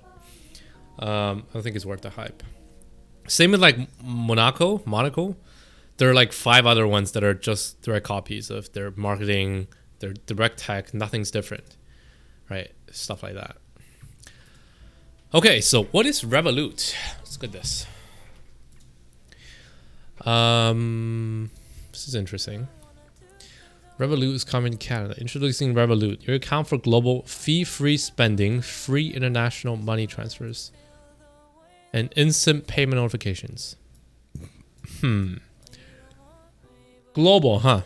Does global include China? Because I would love to be able to transfer money out of China, if you know what I mean. Manage your money. Open account in minutes. Built-in budgeting. Stash away your spare change. So they're saving in their built-in. Round up every card payment. Oh, I know this feature. There's a bunch of startups that do this. Auto saves for you by rounding it up. Instant spending notifications. Cool. So there's budgeting as well. Budgeting linked to your card. That's pretty convenient. I use an app called Mint for this. That links your bank account. But that's convenient that it's all built in with the spending. Travel with ease. Abroad in over 150 currencies with the interbank exchange rate was small, 0.5% fee. Cool. Throw money abroad. Okay. Transfer globally. Send and request money. Set up recurring payments. Securely the way you want it. Freeze on freeze card. Control. Did you say they work with cryptocurrencies as well? Ooh, affiliates. I could apply for this. That doesn't sound like anything new. Yeah, not really. Although, this is, this was KidMod's idea. What do they do that's very different? I mean, this is a great product, it seems like. It's very built-in, all-in-one. Very nice. Kind of a startup version of, like, Apple Pay. So, yeah, pretty similar. Honestly, their best ways to be acquired, to be successful. But yeah, you can buy crypto and they want to add stocks. Yeah, that's a good That's a very good good thing. Do they have like an index, or do they let you just buy whatever? I'm guessing it's an index, or maybe just Bitcoin, and then you buy, and they kind of invest for you, sort of, right? Where, you know, they would handle your custody, right? So they would handle holding your Bitcoin. You can't, I don't think you would be able to transfer it out, not in this case. And they pay you back in cash when you want to cash out, when you want to sell again, probably. They have cheaper rates. Cool. I would imagine, yeah, they're smaller, so. Commission free stock trading is not live for metal customers. Wait, metal customers. Metal. Is this what I think it is?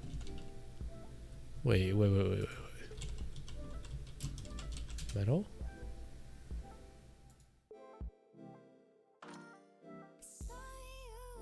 Is it just a card? Okay, I thought it was the metal blockchain project, because that one's pretty neat. They're also fintech, so.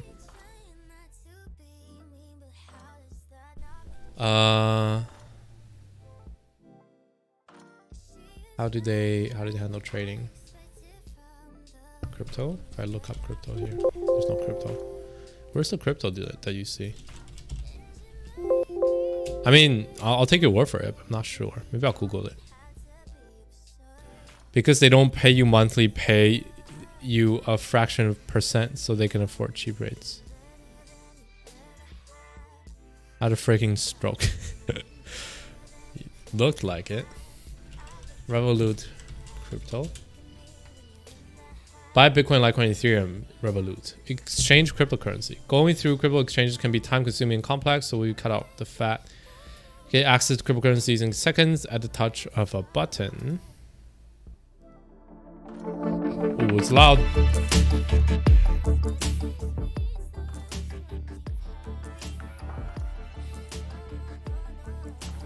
Well, no, it doesn't take weeks to set up an account. What the fuck you mean? It takes like 20 seconds.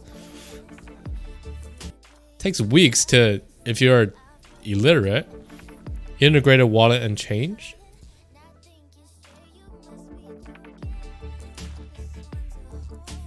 Yeah, this is true. A lot of fees. That's true. If you don't go on exchanges and you do like a very convenient service, that's true. Coinbase charges quite a fee.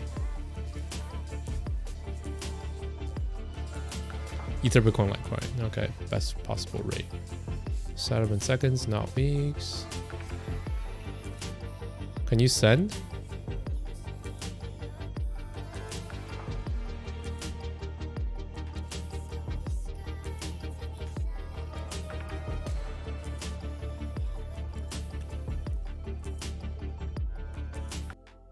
Fuck, can you not? Oh my god, the video stops. It's so annoying. Oh my god, this is, no, I'm not watching this. Oh fuck, let's give it one more try. Holy shit. It doesn't look like you can handle your own keys, which is, I mean, you don't have to handle your own keys, but it doesn't look like you can withdraw, which would be a little, I mean, it's more convenient, like it's less error prone, but you have to give them more trust. Takes weeks if you're illiterate. Bacon destroying these guys. Like who the fuck takes weeks to set up an account? You go on Coinbase, it's 5 minutes at most. Do you know how to use an email? 5 minutes, bro. You're done.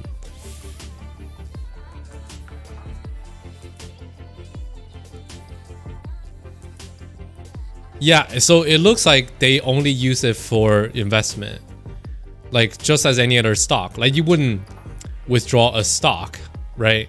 Same as like you wouldn't withdraw this ETH and Bitcoin stuff, which is probably why they don't charge as much of a fee, because they don't actually have to buy it. Like not necessarily. They can do so much more as long as they can provide you that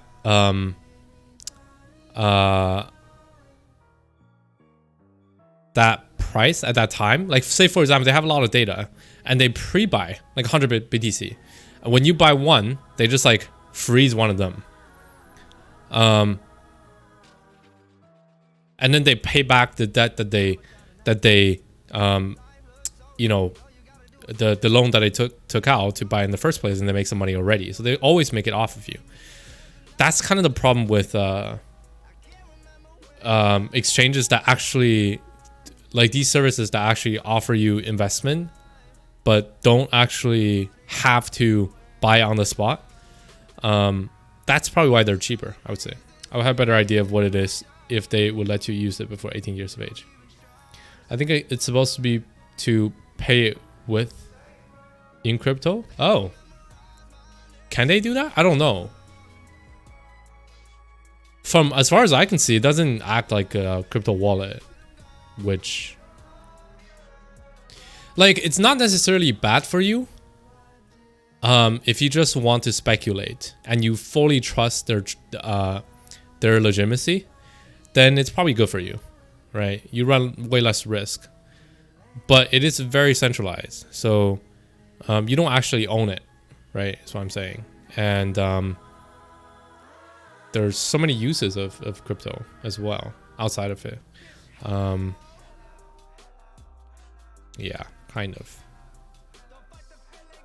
Yeah, not bad though, not bad. Good business for them, because they can make a lot of money off of it, actually, off of the, yeah. Essentially, they're selling a kind of a contract, like a product based on cryptocurrency instead of selling cryptocurrency, like a futures contract almost, something like that. Index, yeah, exactly. That's what I meant. An index. Help us introduce radically better accounts to the world. Yeah, I don't think I want to be affiliated with these guys. Okay, so it's like you can't add your crypto, but you can use their crypto to pay stuff with, I think. Yeah, but see, that's the problem. You use their app, right, to pay people that support their app, not support crypto. Or maybe if they support, if you can use their app to pay like people in crypto, that's fine. But I don't think so. I think you pay people in cash, in which case crypto in there is just an investment, right? And yeah,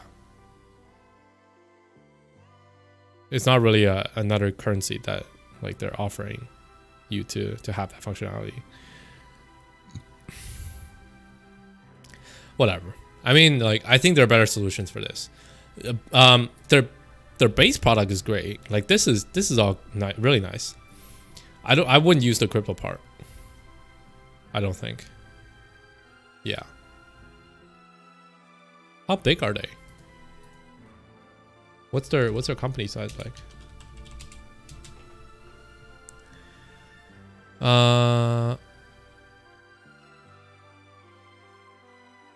Okay, they're not traded. They have a lot of employees. Cool. I don't know. I read one article in Tech magazine. Yeah, it looks like they have potential in being compliant, right? Their solution is definitely way more compliant than like Coinbase. You can offer that probably in the US as just an investment. Yeah, but not as like a crypto wallet. Cryptocurrency exchange? Is this? Oh, they do have peer-to-peer payments. Maybe I don't know. We only saw some like brief intro, so hard to say. Okay. Oh god. My eyes are tired now. My throat is super tired. So,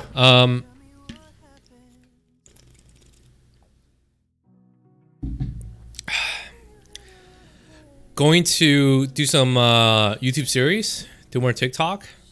Follow me on there. And shit, what was I gonna say?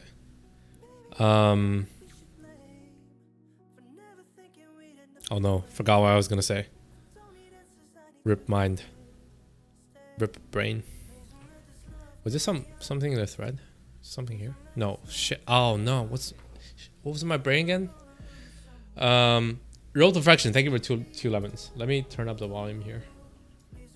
I wonder if I can turn up the alert volume in the alert box. I cannot. Anyways. So we didn't settle the name for the YouTube series. Yeah, I'm kind of out of ideas, to be honest. Oh yeah. Oh, here's the thing. So you guys remember when I did the horror stream with the Beast Inside the game? I set up a donation service called StreamAid. So I came up with something interesting with them that I think is cool, potentially useful. So if you go down to my about section, right, there's a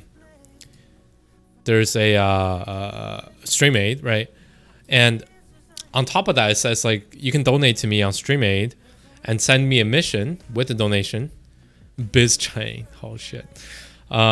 You can send me a mission for a bit of donation with your donation, right, if you want to support me, and you can ask me, you know, some very specific topic that you want me to cover. For example, like what is XRP used for, or why is Bitcoin this and that, or explain like proof of work versus proof of stake, or like review Lino white paper or whatever, something that you think I can provide value in. And then once I receive that, you know, StreamAid guarantees that I have to do it and do a good job for you to verify that I did a good job. Then I can get that donation, and then I'll do some research off stream and cover it next stream. I think that's a good way to kind of do the donation. So yeah, if you guys have anything that you want me to cover, like obviously still just tell me, but yeah, you can also do that. But you can also just tell me. XRP is used for wiping asses. Nothing discussed there. Yeah, nothing discussed there. Nothing to discuss there. Have you heard about a TikTok phone? I think so. Was it Huawei? Wait, let me look it up again. TikTok phone. TikTok owner Binance says release a smartphone chat. Oh, I want one of these. What is this? Jianguo Pro 3. Oh no, that name though. Oh, Smartisan's patents. Smartisan's a decent brand in China. Oh, they're under Smartisan. Smartisan's like a startup brand, but their hardware is pretty lit, right? Pretty neat, and they have really good prices. Chinese brand. Yeah, you can see the Smartisan brand here. Jianguo though, that name. Oh my god, Jianguo Pro. You know what Jianguo means? Jianguo means nation founding. That's such a Chinese boomer name. Oh my god, Jianguo. Wow. There's a TikTok phone, the Nut Pro 3. Oh wait, Jianguo. Oh shit. Okay. No, I read that wrong. The different accent. Okay, Jianguo. Okay, that makes way more sense. Then that's nuts. Yeah. Yeah, that makes sense. Smartisan had a series called Jianguo. Yeah. Build a nation. Yeah, no, I was. Oh my god, Jianguo. Of course it's Jianguo. Fuck. What am I doing? Shit. I like how that was the first word that came to mind, because both of those, right, nation founding and also nuts, will be this exact same spelling, but there will be different accents here on the letters. The problem is there's no accents here. I like how I associated with the nation founding first instead of nuts. You are tired. No, I don't. I mean, funny. That's pretty funny. Who were the nut pros before this? Yeah, they had some nut. So Smartisan, the Chinese name for the Smartisan brand is Hammer. It's just Hammer. 锤子 is what they call it. Like literally like very slang term for hammer. And their icon is a little hammer too.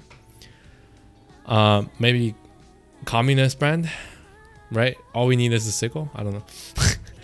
I wonder if teachers are like that after teaching something wrong. Different pinyin. Yeah, it's a different pinyin. Exactly. Revi, I'm surprised that you know pinyin.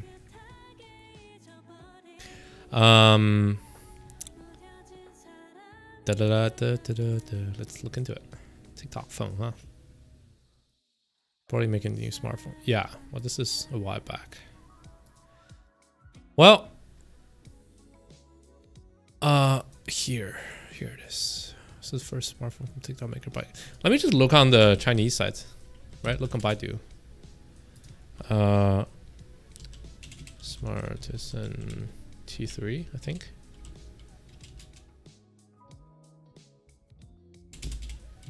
Nut Pro 3. Bruh. 坚果手机. Okay, so this is it. Should I translate? Nah, fuck it. I don't want you guys to know what it is. Here. Smartisan Note 3 Pro is a flagship device. Budget-friendly flagship device. What's the Douyin part or the TikTok part? Oh, I can't search in Chinese though. Hold on. It doesn't say anything about TikTok. Yeah, don't say any. It don't say shit about TikTok. What do you mean? What? What the fuck? It's weird. Why haven't I shot up at school yet? Revi is a player. My girlfriend is Chinese. I learned Chinese just to get Chinese girls. Damn. What do you know in Chinese? I just heard of it on Lou Later podcast. Ah, you watched Lou Later. Interesting. Insta. You guys are getting along, huh? What the fuck? It doesn't say anything about it being TikTok, but... Oh, wait a second.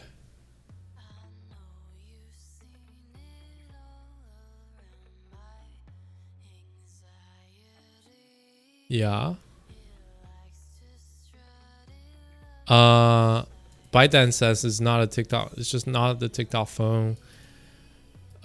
Even though it can provide a bunch of camera and high performance chipset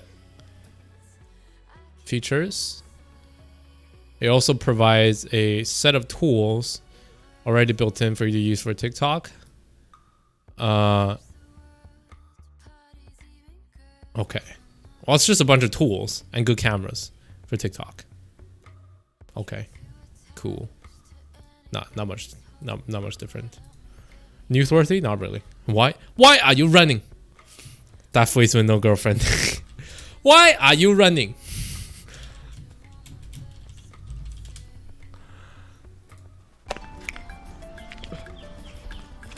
Well. You like Rongo, Mexico City? I don't care. You better come here. Hey! Hey! Why are you running? Why are you running? Yeah? What? You owe me money. You have to give me back my money. Which money? Yes. Why are you running? Why are you running? TikTok mother company bought Smart. Did they? Wait. Hold on. ByteDance acquires Smartisan? Really? No. Yeah, patent rights. Tech-related patent rights. Not the whole company. They don't have that much money. Smartisan's a decently big brand, I think.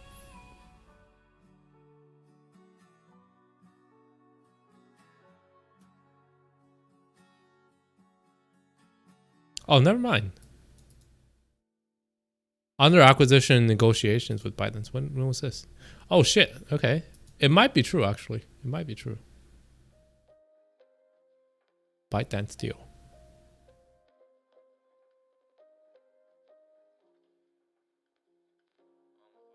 Ah. Earlier this year, ByteDance acquired a set of patents from Smartisan. Some Smartisan employees also transferred to ByteDance as part of what the latter company called a normal flow of talent. Interesting. Fuck, are they that big now? Wow. All right. Bye, guys. Gotta make TikToks. Gotta make more. Gotta tick and talk. Are we talking about like the same TikTok? Yeah, no, it's the same TikTok. TikTok's parent company is a Chinese company called ByteDance. And they founded the Chinese version, which is called Douyin. The same as TikTok. I have both of those apps. Their icons literally the same algorithms. But Douyin, the Chinese version, has been around for like 2 years instead of 1 for TikTok. You don't like that they're owned by TikTok? Oh, no. I mean, I do have to go. It's like, you know, it's 2 hours. So, what did I want to say again? Thank you guys for being here. I still have to come up with a YouTube series name, so gonna have to contemplate on that. But stay tuned because first episode of either crypto scam or blockchain bullshit. Maybe I'll call it blockchain bullshit. Blockchain bullshit project. You know, gonna have to look it up in a dictionary. But shitty blockchain project or crypto scam. One of those is coming out on YouTube today. So stay tuned.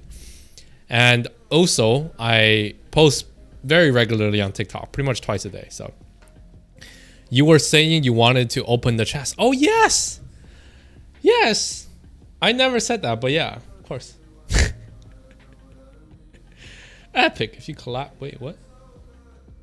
If you collapse D-Live sidebar, it still has get Lino. Wow, XD. Wow. So convenient. You can buy Lino anywhere. Why are you running? Good question. Good question, dude. Why am I running? Okay, here's the chest, guys. It's not much. It ain't much, but it's honest work. You know what I mean? It ain't much. It's honest work. Let me show you that. I want that meme on the screen right now. Here. Before the thing expires. Is it a video?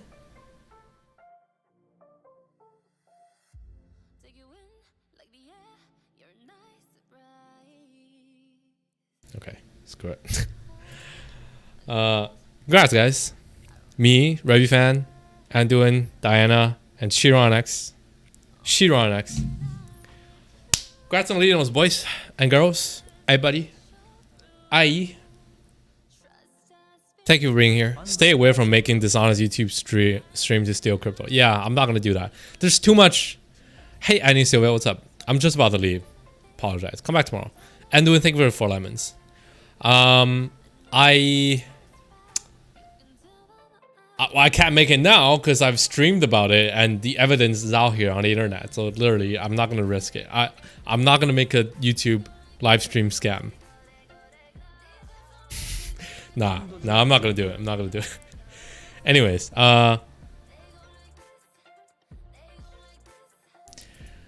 me, thank you for 2 lemons. I will see you guys same time tomorrow.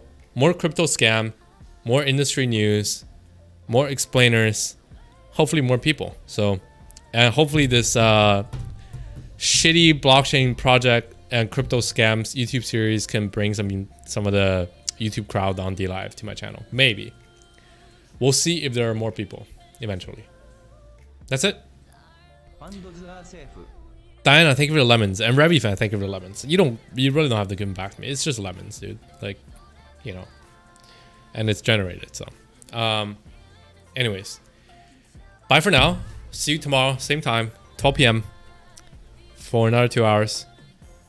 And Bye.